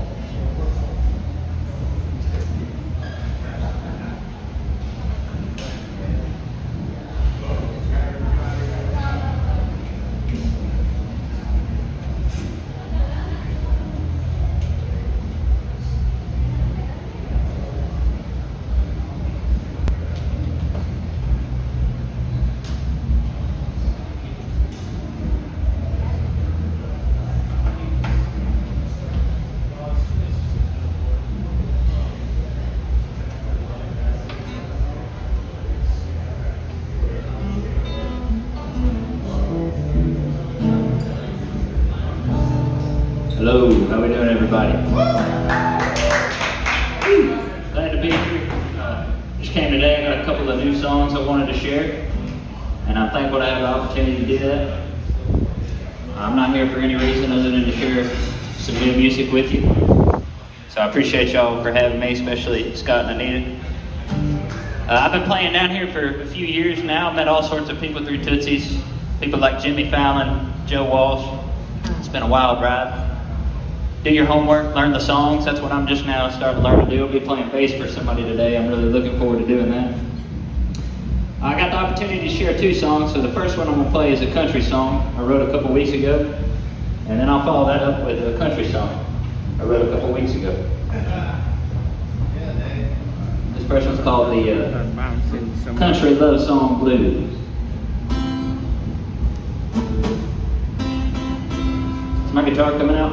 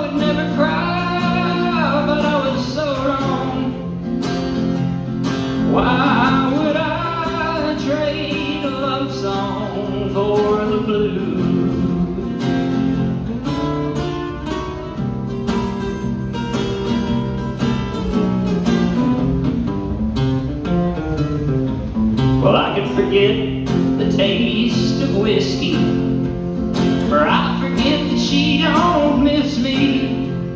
While I sit on this bar stool and fade away,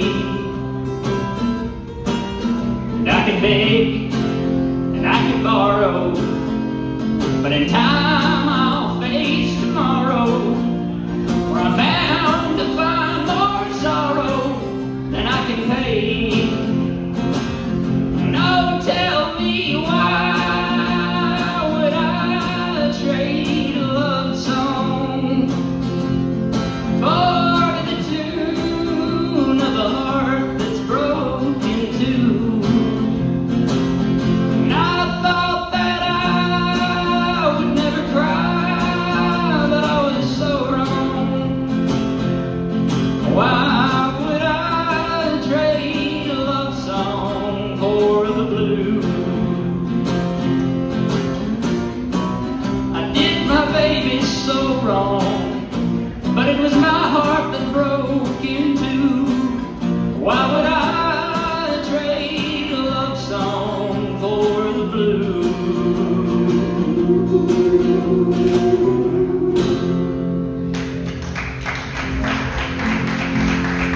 Hey, thank you very much. This next song is called Gone Forever. I wrote it about your mom, actually. Just kidding.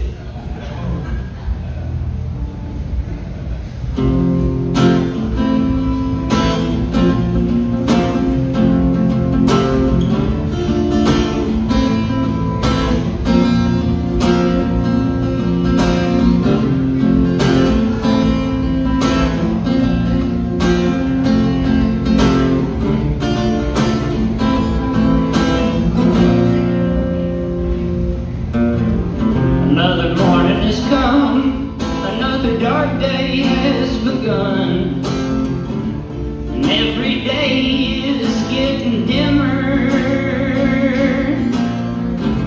I just want to run from the light of what's been done, but I know I can't avoid the weather. People say that it'll brighten up someday, but in my case I beg to differ. I know that my baby ain't never coming back. I know that my baby is gone forever. I know that my baby ain't never coming back. I know that my baby is gone forever.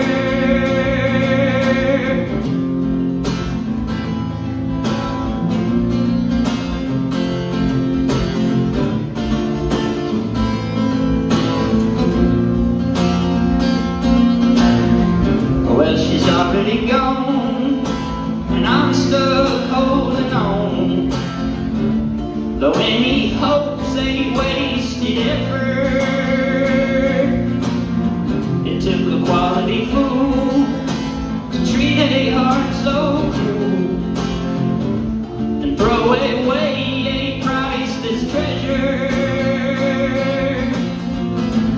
Don't be surprised when all the tears I cry truly do turn to a river. I know that my baby ain't never coming back. I know that my baby's gone forever. I know that my baby ain't never coming back. I know that my baby is gone forever.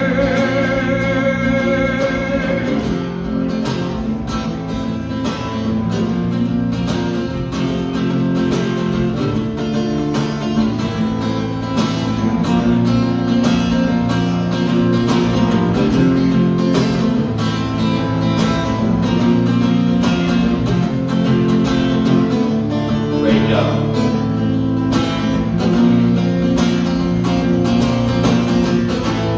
Don't be surprised when all the tears I cry truly do turn to a river. I know that my baby ain't never coming back. I know that my baby's gone forever. I know that my baby ain't never coming back. I know that my baby is gone forever. Sing it with me one time, come on now. I know that my baby ain't never coming back. I know that she is gone forever.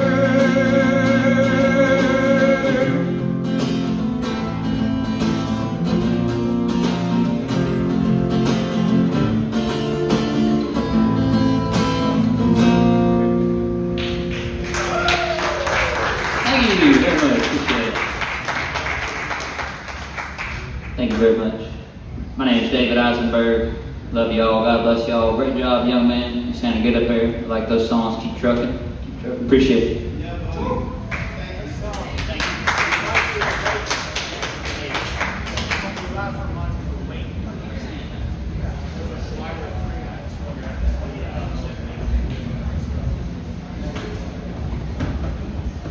All right, we're moving on to the full bands. That's the end of the acoustics.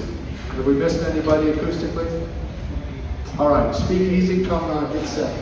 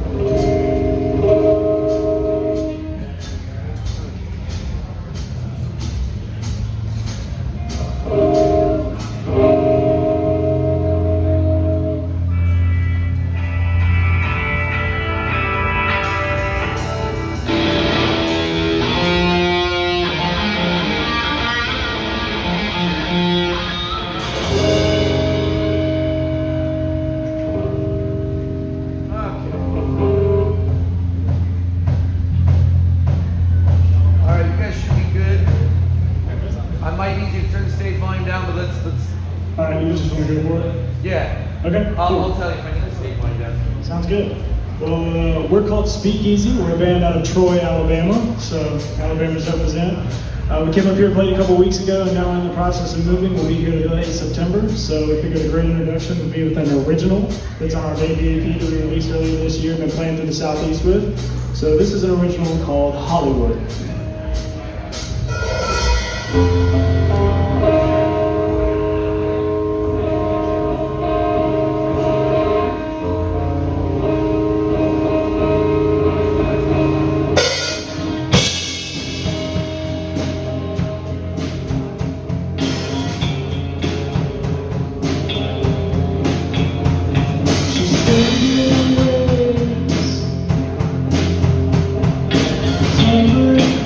She's falling away.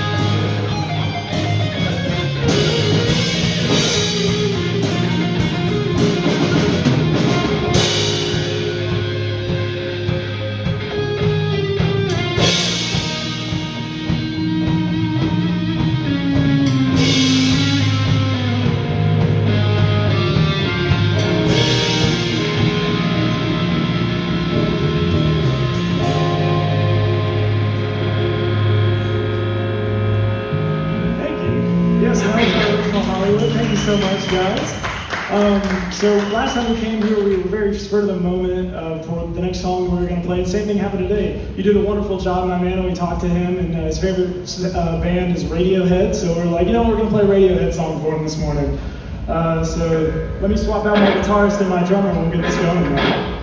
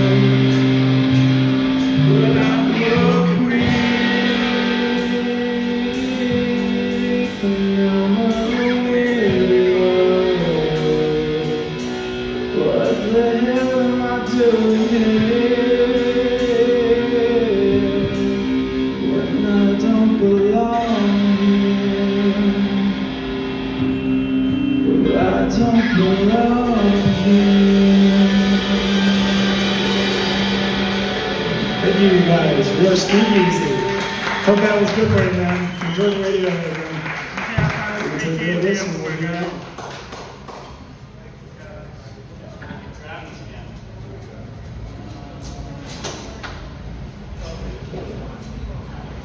Hannah, you'll be up next. Just grab your band. Lucky me. I'm not getting off the stage. You're gonna have to try this stage.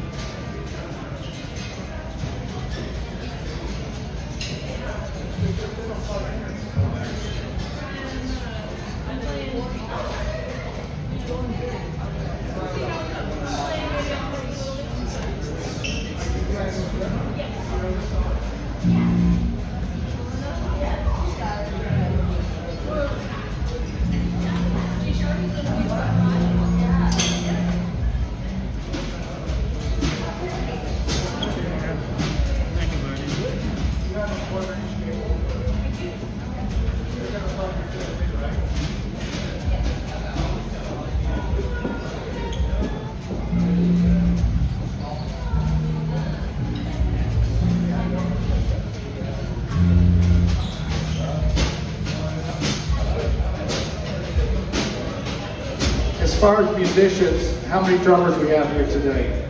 Please raise your hands. Okay, we got 2.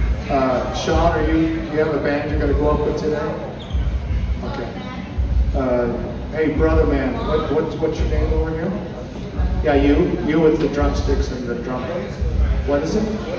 William, do you have a band you're going to go up with today? You're going to go up with them? Okay, great. Sean, we'll try to get you up if you can find a band for example. Okay. Bass players, besides Gregory? Any other bass players here today? Okay. Lead guitar players today? Raise your hands. We got one back there? 2, 3, 4. Okay, yeah, I got you. And you guys are both going up in your own bands, correct?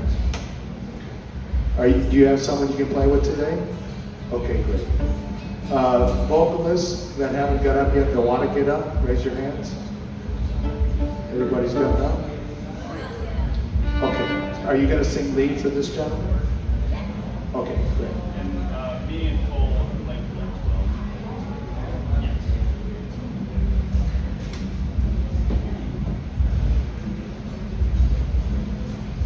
Check, check, check.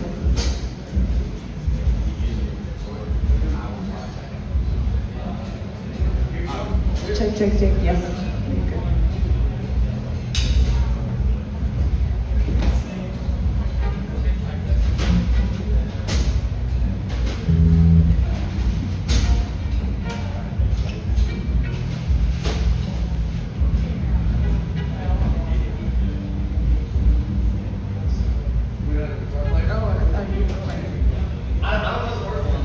Oh, you don't, I thought you said you.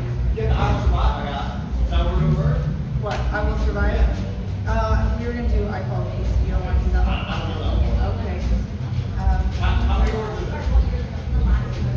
3, this many. What are they? Table 1, DEA. You here with me? I'm not playing a table. DEA?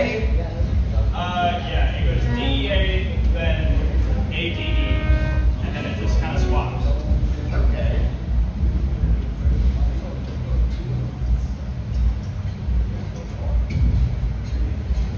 Play real quick for me.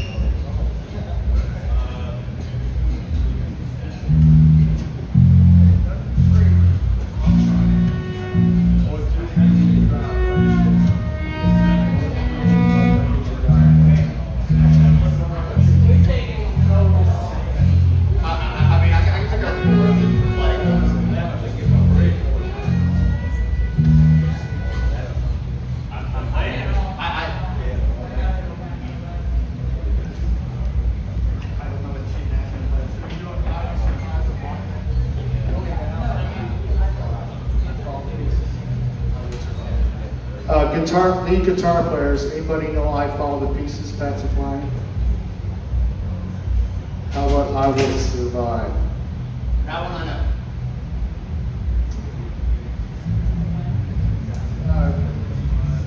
You know the number system? Give you numbers? Yeah. Okay. All right. So the intro is 4511. Key is C. F, G, C. Yeah, I got the. I know that. It's okay. It's all good. I know you're great. Check the guitar.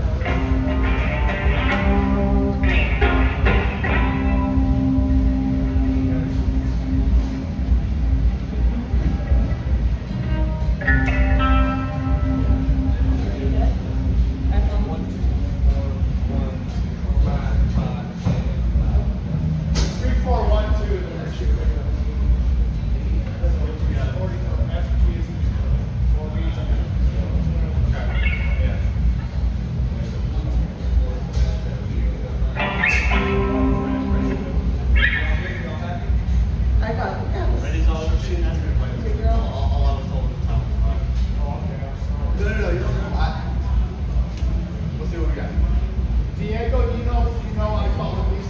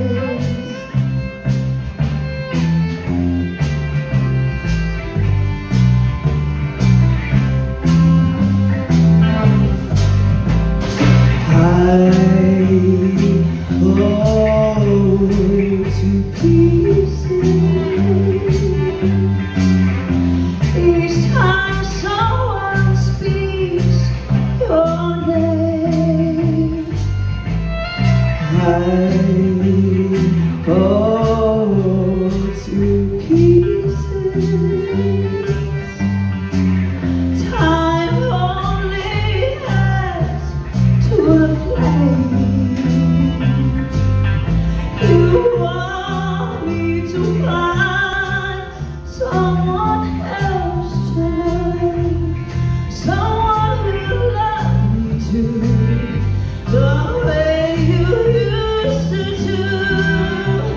But each time I go out with someone new, you walk by and I fall to pieces. You walk by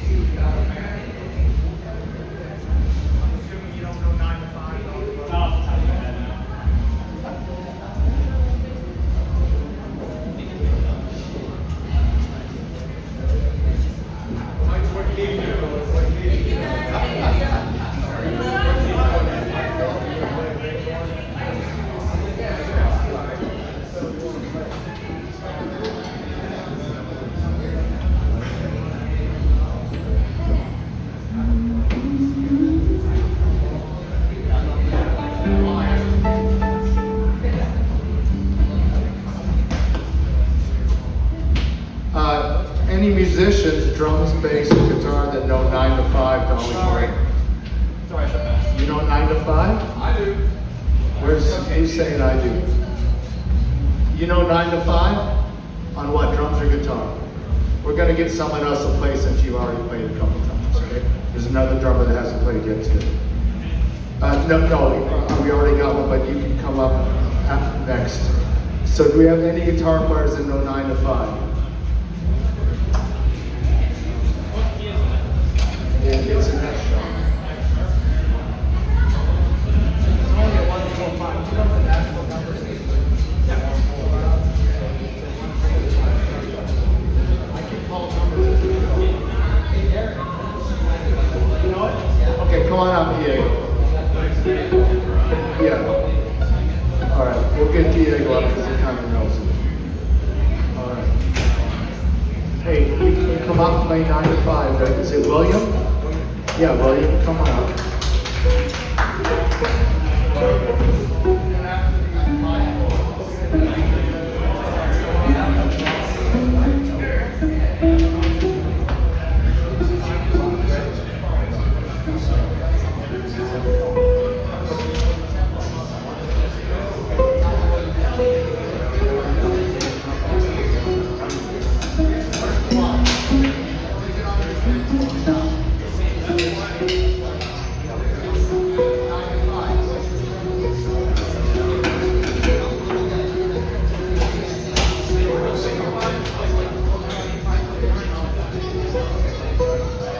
How's everybody doing?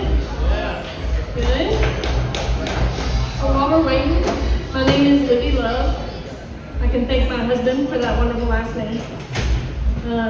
And I'm born and raised here in Nashville, turns out. I know.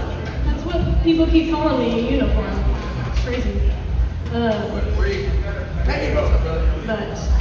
you know what's funny? Is I went to the open mic on Saturday for Tootsie's. And after I did it, I went and told my parents, because I didn't tell them I was doing it, and I was like, hey, I went and the Honky Tonk, woo, let's go. And my dad goes, oh yeah, I remember when I was playing on Broadway. I was like, what? I never knew this about him until 2 days ago. But he and Blake Shelton shared a bass player. Ryan Real? Yeah. I was like, wow, Dad, there's some dad lore that I didn't know. So, second generation Broadway player, I guess, is the hope. No issue. So yeah, he's the one who didn't let me quit playing fiddle when I was 12 or 13. I was like, this sucks, I suck, I want to stop. Hey, Anita, can you get us a BPM for 9 to 5 so William will get a ball? 1 to 5.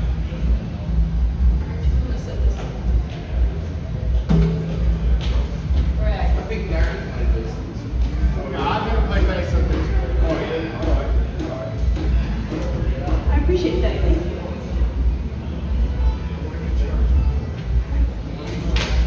What's your dad's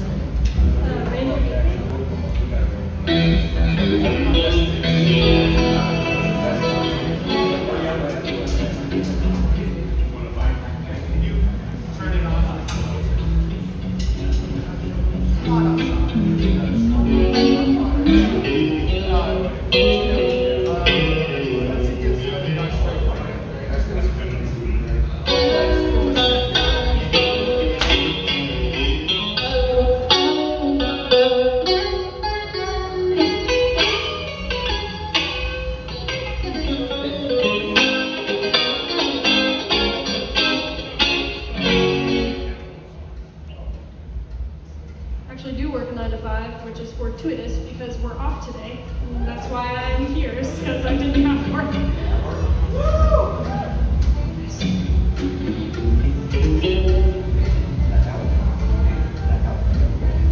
What kind of job is it? In corporate business consulting, it's really boring. Spreadsheets! I'm really good at spreadsheets, actually, it turns out. I was an English major, so I was like, I don't know. Okay, so you have the team. How you doing a little bit with the crew?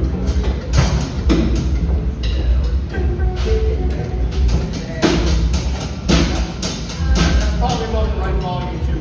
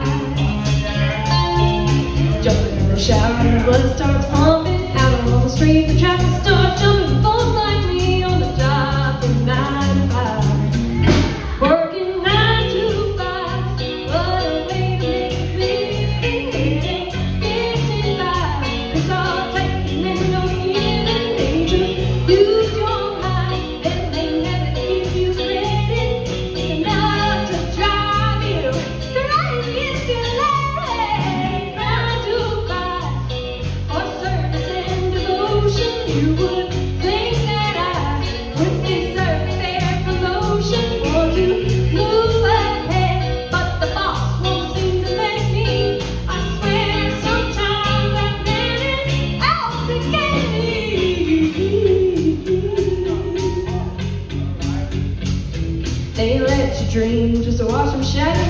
You just a step on the boss man's ladder, but you got dreams he'll never take away.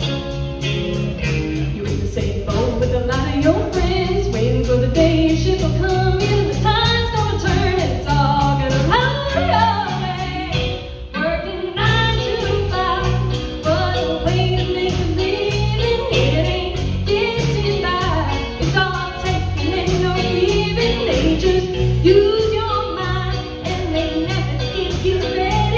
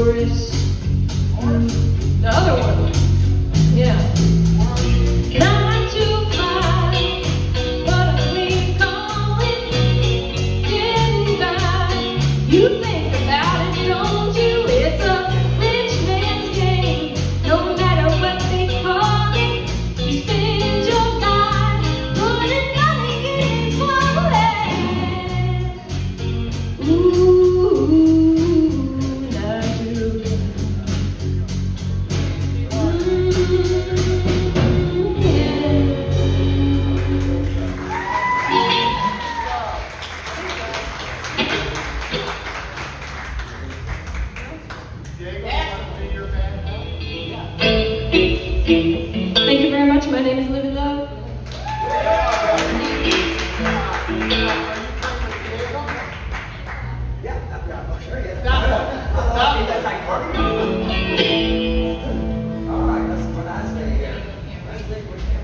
I don't want to blow everybody up. Can you let me know when I can unplug this? Okay. Sweet. Okay. Want to protect everybody's ears, right?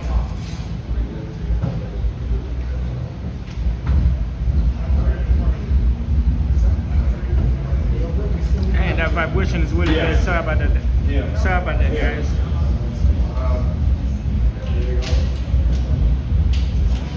That Kid Diego is pretty good. What up, Lance? How you doing, Lance?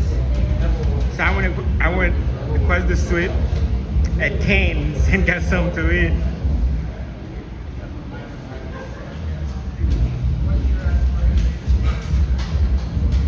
Oh yeah, that vibration is really there, son. That was really good. You did a good job. If you ever come to Nashville, go to Cane's. They're pretty good. Probably the cheapest. No, I say Leila's. If you're in the budget, go to Leila's. Leila's have the cheapest food. Kim's, I wish we had a can. It's pretty good. Leila's, Wabo's got some cheap food for like $10. I think they got like a $6 menu. You've been where? Cairns? Where have you been, Purdue? We're just playing around. Just playing Cairns around. is like right across the street.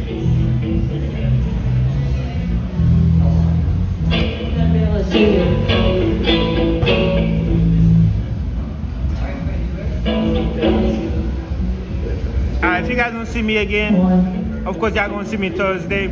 Remember Friday we're gonna be with Hippies and Cowboys at 30 Lindsay Friday at I think 7 p.m. So look out for that.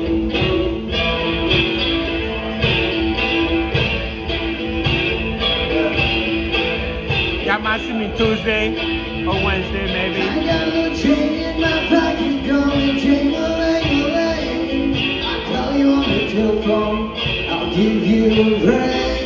But each time we talk, I get the same old thing. Always no hurting, no kissing, till you give me away to rain. My heart, my habit, don't put my love on no shelf. She said, don't make no lines and keep your hands to yourself.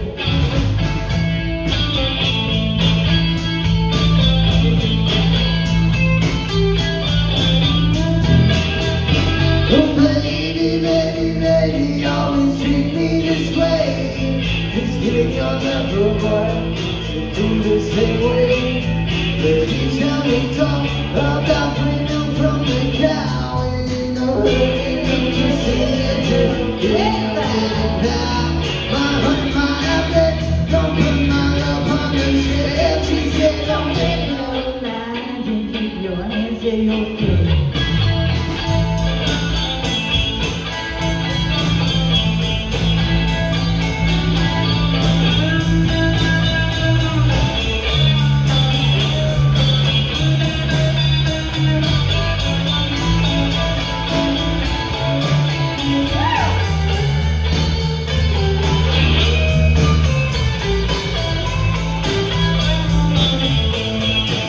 Well, I wanted of you back.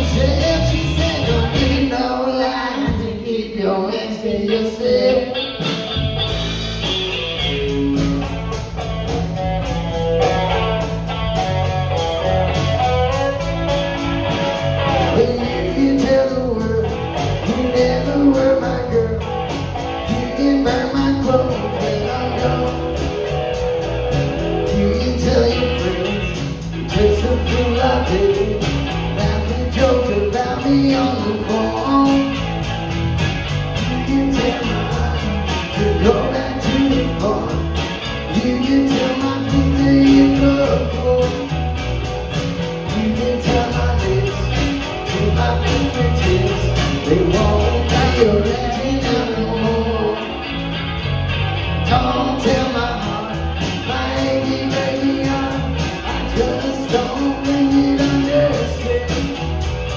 And if you tell my heart, my achy, breaky heart, it might blow up into the night.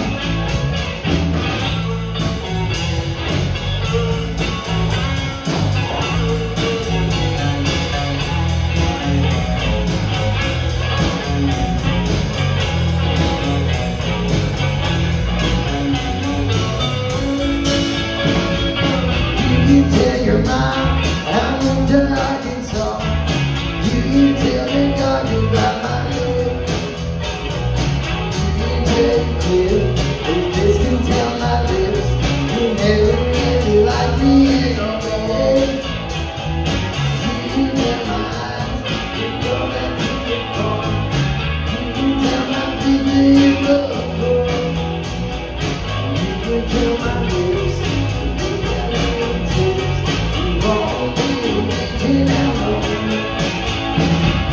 Don't tell my heart, my achy, breaky heart, I just don't think it understand. And if you tell my heart, my achy, breaky heart, it might go walking to the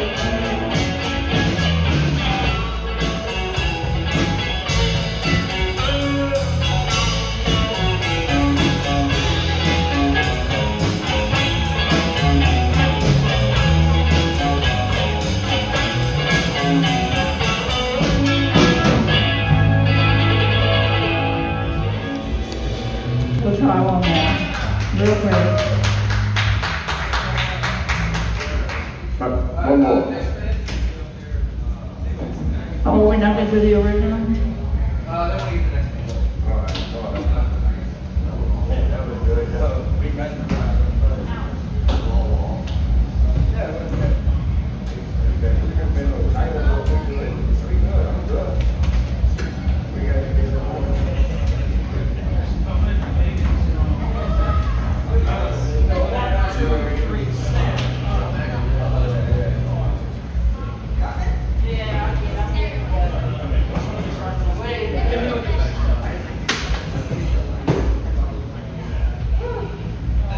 It's actually Mac with a C, M-A-C.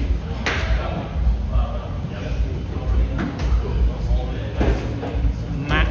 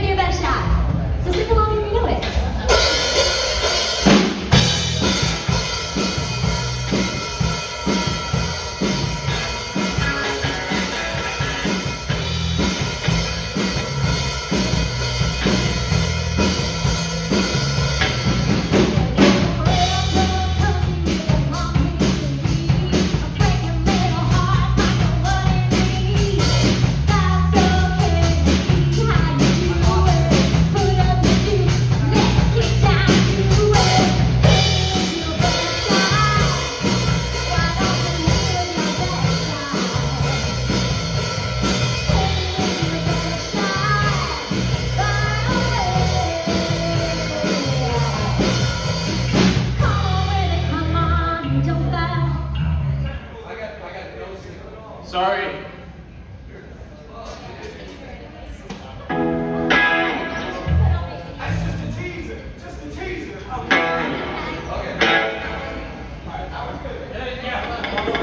Sorry, we're gonna restart. We're all good now. Ready?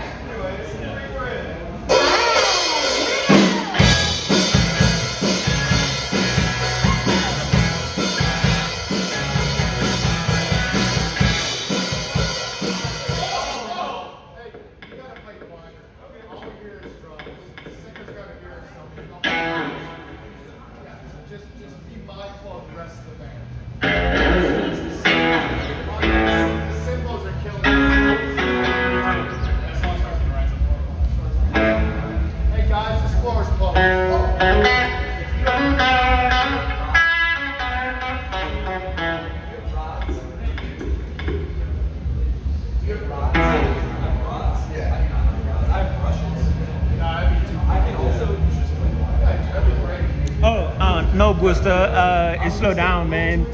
What do you call it? Dormant season.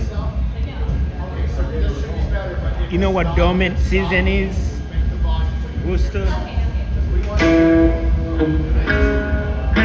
Hey, for all you new vocalists too, if you guys have ears and you want to use them, I can set you up for ears. You just got to tell me and bring your earphones and we can set them up in the future.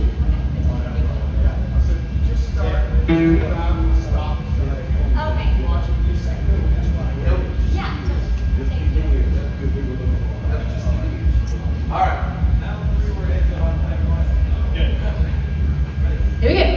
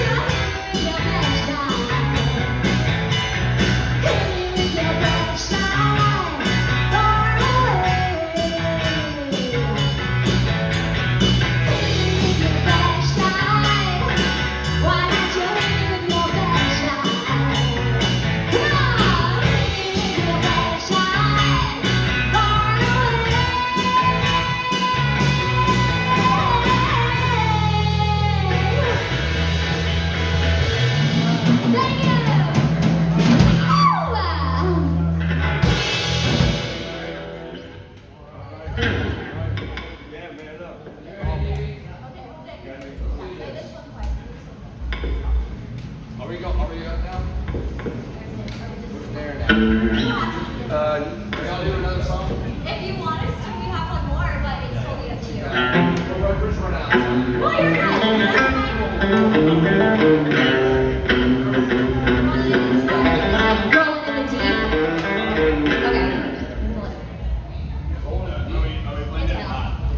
Yes. Are you doing footloose? Sounded like that. That's Chattahoochee. That is Chattahoochee. You're totally right. That is Chattahoochee.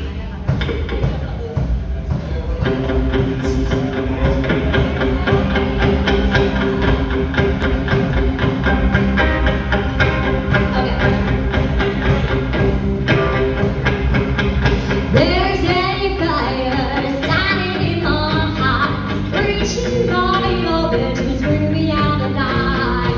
Finally, I can see you crystal clear. Go ahead and sell me out, and I'll lay your ship there. See how I live with every piece of you.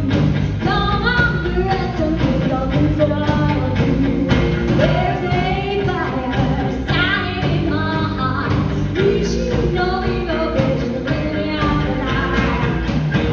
The scars of your love remind me of us. They keep me thinking now I almost had it all. The scars of your love, they leave me breathless. I can't let you go. We couldn't let it go. Rolling in the deep. You have a heart to say, but the way that you love me, come on, baby, I have no story to be told. I've heard one of you from burning your heart. Think of me in the depths of your despair. Make me your home, I'm very much your won't share. The skies of your love, they leave me breathless. They keep me thinking now I almost had it all. The scars of your love, they leave me breathless. I can't let you go. We couldn't let it go. Rolling in the deep. You have a heart to say, but the way that you love me, we couldn't hide it all. Rolling in the deep. You have a heart to say, but the way that you love me, let it go. Throw your soul through every open door. Count your blessings and find what you live for. Turn my sorrow into treasure gold. Make me back in time, this is what is all. We could have had it all. We could have had it all.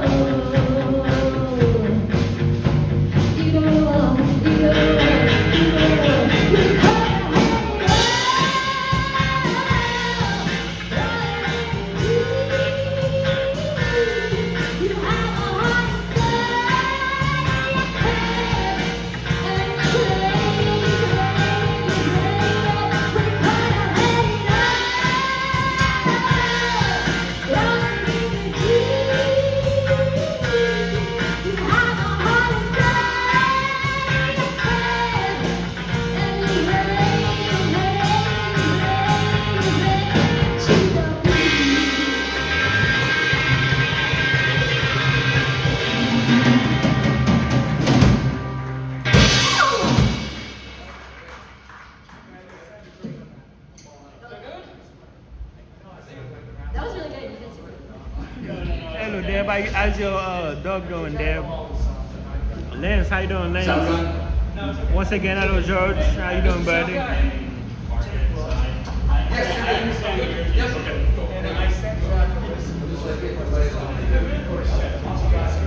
Yeah, hopefully I see me Tuesday or Wednesday. If not, I should be here Thursday, Friday. We'll be with Hippies and Cowboys at Tony Lindsay. And you know, Saturday and Sunday we'll be on our regular schedule. I appreciate every single one of you guys. Thank you once again.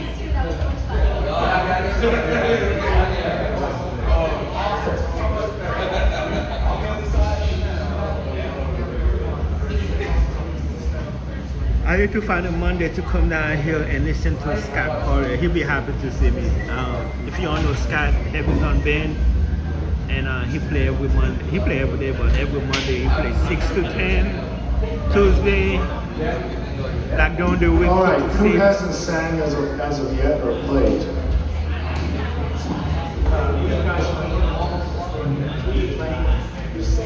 Everybody right up here is Matt. Oh, Matthew? Okay, great. Great.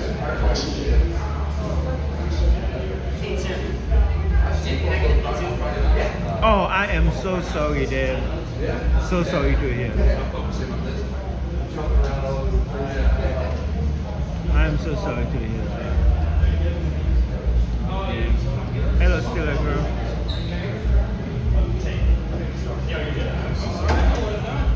Yeah, when I go to Scott, once he noticed me there, Scott loved the camera. Which one? Okay, this works.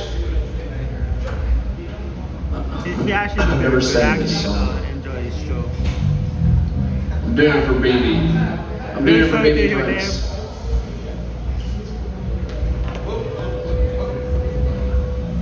The dog said she had to put her dog down.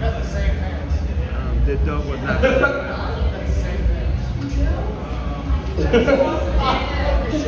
I believed you when you said that for a second, actually. You said your wife dressed you.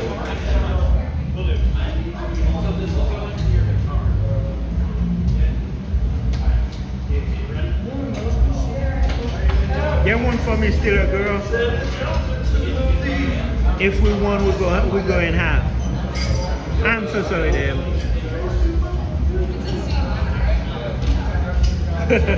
We go half. Still go get one for me, and if we won, we can split it halfway, okay?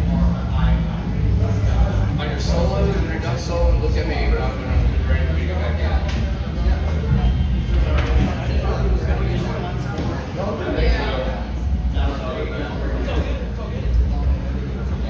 I was gonna go shower.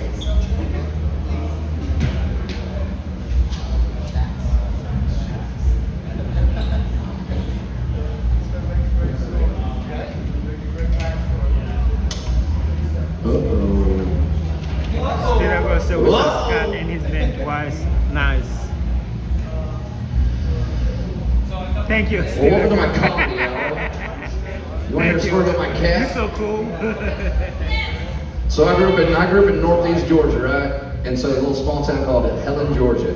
And we had a bunch of animals and stuff like that growing up. But then one day a cat showed up. And my dad's allergic to cats. And so my mom wanted to keep the cat, but my dad was like, no, we're not keeping this cat. And mom was like, please, we're gonna keep the cat. He's like, damn it, Christian, we're not keeping this cat. I'm allergic to cats. I'm not keeping. And finally, well, we kept the cat. Mom won, but the cat had to stay outside, and the boys would go water and feed it, right? And so one day, I'm the younger brother. I'm like 8 years old. My brother's like 12 years old. One day, my brother gets the bright idea to put gasoline in the cat's water bowl. And we went over. My dad's a firm believer. You don't sell a car, you never know if you're gonna need it again. You know. And so, my growing up, we had a bunch of cars in our yard, right? Not anymore. My mom taught me to sell them all. And so at the time, there was this old Nissan truck. Me and my brother went off the back, we put the gasoline in the water bowl, and we went and hid behind my dad's old Nissan truck and waiting. Sure enough, that cat came into that water bowl, took a couple laps of water out of it, gasoline, just shot off like a rocket, round and round and round in circles, and just fell over flat.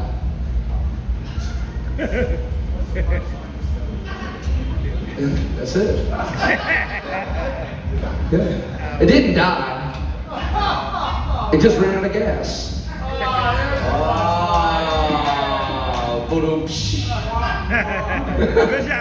I told that joke to some joke writers for Jimmy Fallon's show one day, right, at Tootsie's. And about 3 weeks later, I heard Dolly Parton tell the same joke about a bear in Sevierville. Yep.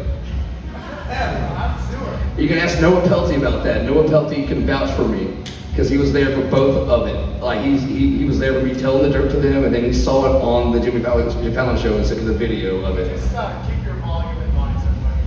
All right, are we ready? I think they owe you some money, Mac. They owe you some money, man. Yeah, that ain't that funny. But I just stick to music.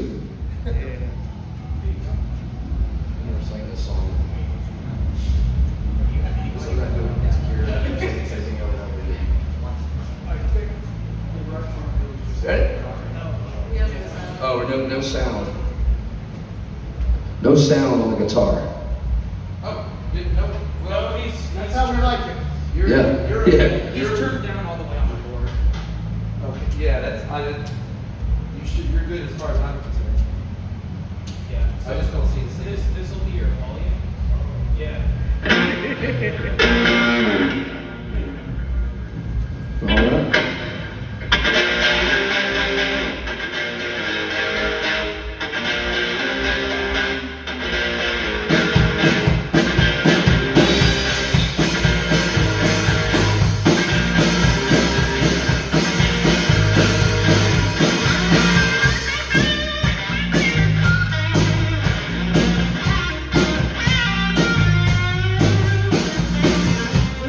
Some kind of way out of here.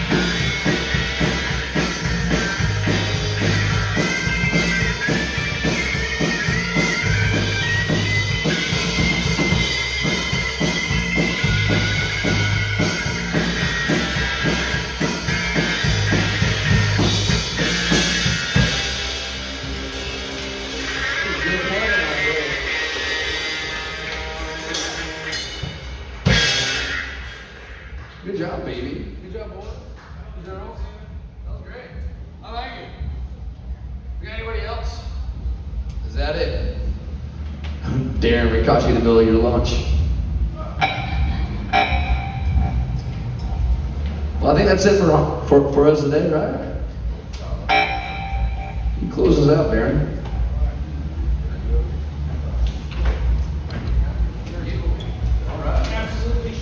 Has anybody not gotten up yet today that wanted to, musicians or singers? All right, I guess that's a wrap. Thank you all for coming in. Want to thank Timmy Z for the sound, helping everybody out. He doesn't get paid for that. What a great guy. All right, thank you all. Come back next week if you'd like. We can all keep learning and continue our journey. Thank you, Z, for all you do. Love you too. All right, thanks, guys.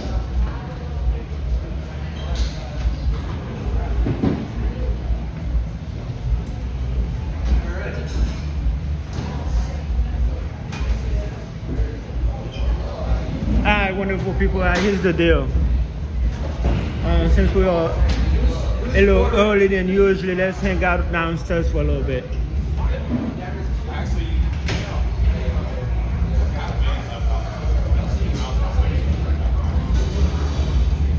Orders, cables, anybody forget the ordering?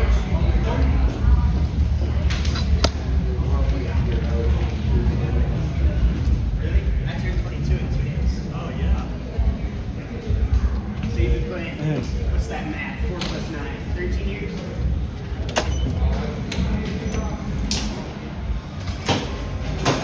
Hey, do you follow me on Instagram?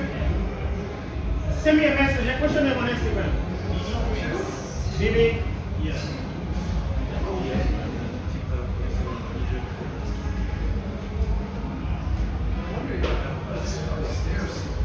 Did you say that?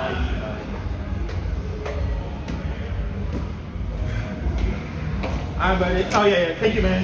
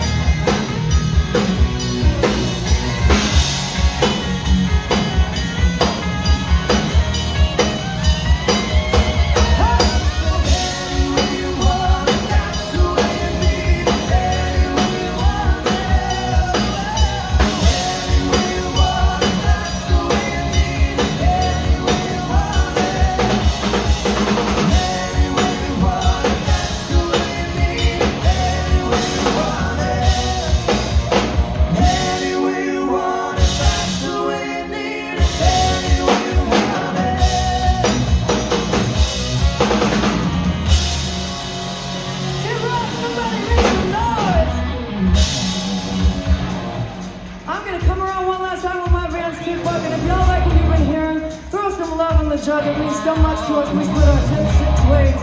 Give it up for Adrian Stover up here.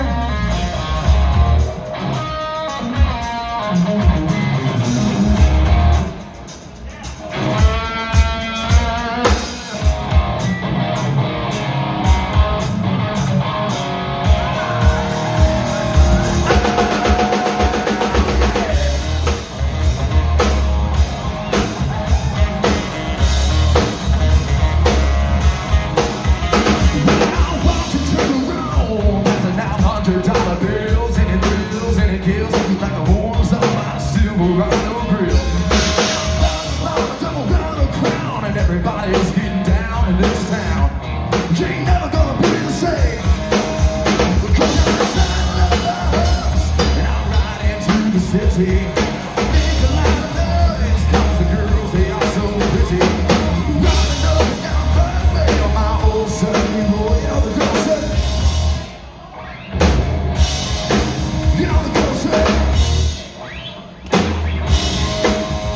we're not in town, get down, but I'm nothing. I'm singing and bling blinging. All the girls are drinking long necks.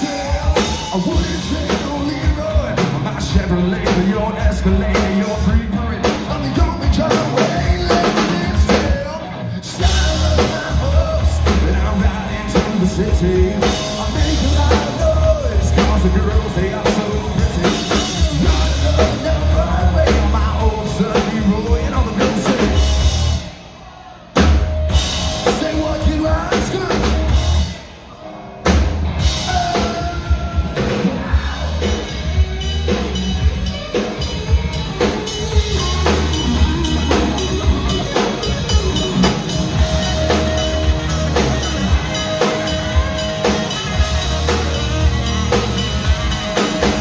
I said, stop, wait a minute, fill my cup, put some liquor in it.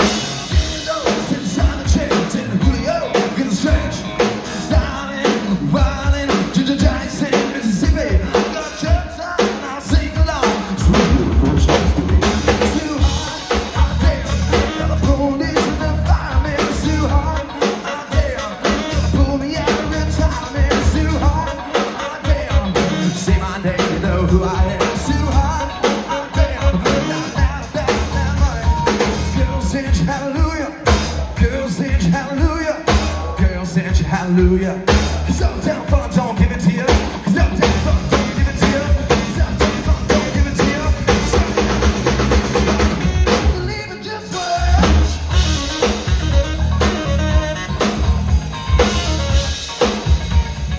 Don't believe it, just watch.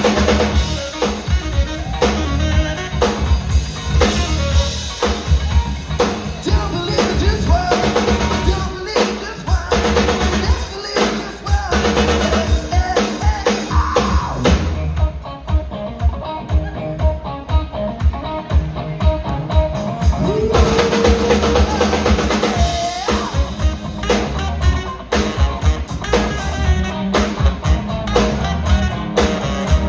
There was a funky singer playing a rock and roll band, but he had a problem. To the ditching girls and whatnot said, everything around here got me feeling so low. I said, ooh, wait a minute, we're gonna get a rock out the show. 'Cause we were dancing and singing and moving to the groove, and just when it hit him, oh, play that funky music, white boy. Play that funky music right now. Play that funky music, white boy. Let's get a move and play that funky music till you're done. You got it, baby. You want it. Oh, just what's the move? You want it. You got it, baby. I think I got some of y'all. Well, I guess you show some love to when you got, 'cause you might give her number when you don't get shot. Never said no something, I just get it off my chest. Never battle with the bulletproof vest. Take a small like take it to the take all your money, give it to charity. Love is what I got. It's in my reach and the sublime styles are straight from Long Beach. Goes back to you, you thought that you what you deserve. Just this, that, you about to get sick. Love's what I got, don't celebrate out. Feel you when the dance makes me down. Somebody make some noise.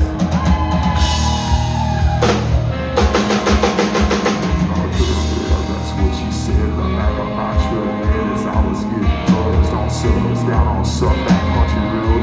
We were flying high, fun as wine, having ourselves a Kid Rock's time. I'm going about as far as she let me go. My cowboy red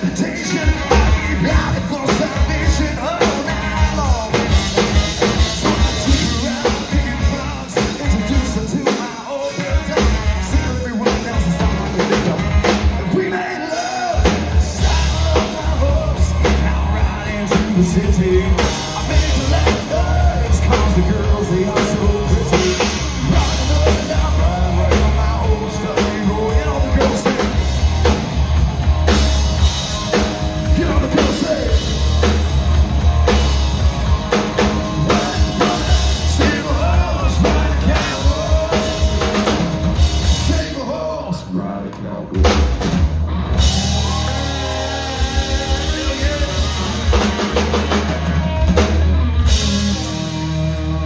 Alright. Are we still having a good time, Kid Rocks?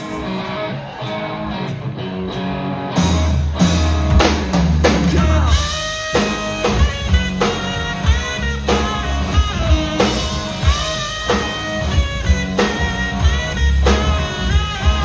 She grew up in Indiana town, a good-looking mama who never was around, but she grew up tall and she grew up bright with them Indiana boys on them Indiana nights.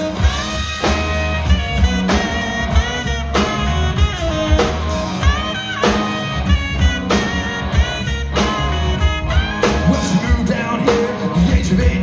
She blew the boys away, it was more than they'd seen. I was introduced and we both started grooving. She said, I dig you, baby, but I got to keep moving. Keep moving,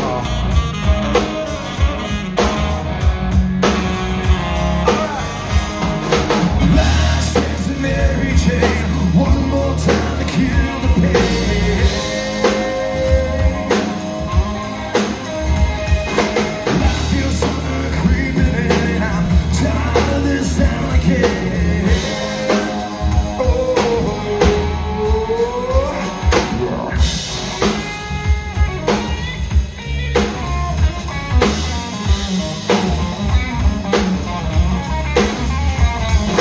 I don't know, but I've been told you never slow down, you never grow old. I'm tired of screwing up, tired of going down, tired of myself, not tired of this town.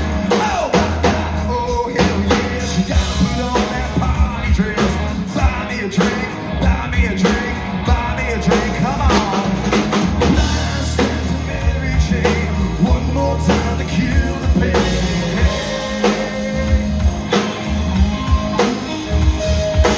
I feel summer creeping in. I'm tired of this town again.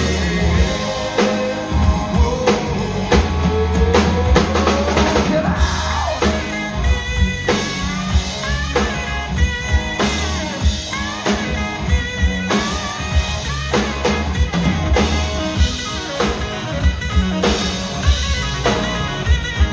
Yo, JJ, pick up that drum beat for me, my man. Here we go. In the morning, the state of Mississippi, Papa was a copper and Mama was a hippie. But Alabama, she would swing a hammer, price you gotta pay when you break the panorama. She never knew that there was anything more than war. What in the hell does Kid Rocks baby? Back then down sweet Louisiana, riding on a man in the state of Indiana. She's a little rebel and a stunner on a merry way. I said, baby, what you got? Looking down the barrel of a hot metal 45, just another way to survive. California, rest in peace. Sour just release. California, show your teeth. She's my priestess, I'm her priest. Yeah.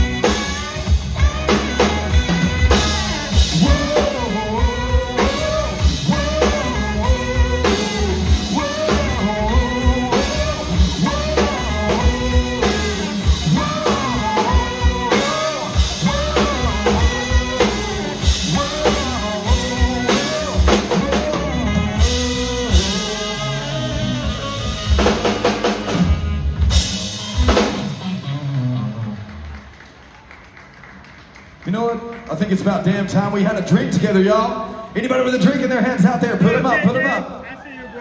All right, y'all. On the count of 3, I want your best, loudest, and proudest Nashville yeah that you got. 1, 2, 3. Yeah. Toss it back, y'all.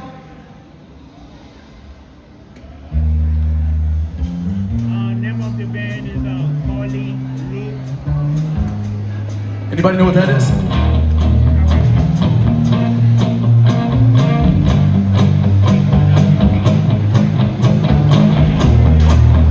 Just a small town girl living in a lonely world. She took the midnight train going anywhere. Just a city boy, born and raised in South Detroit. He took the midnight train going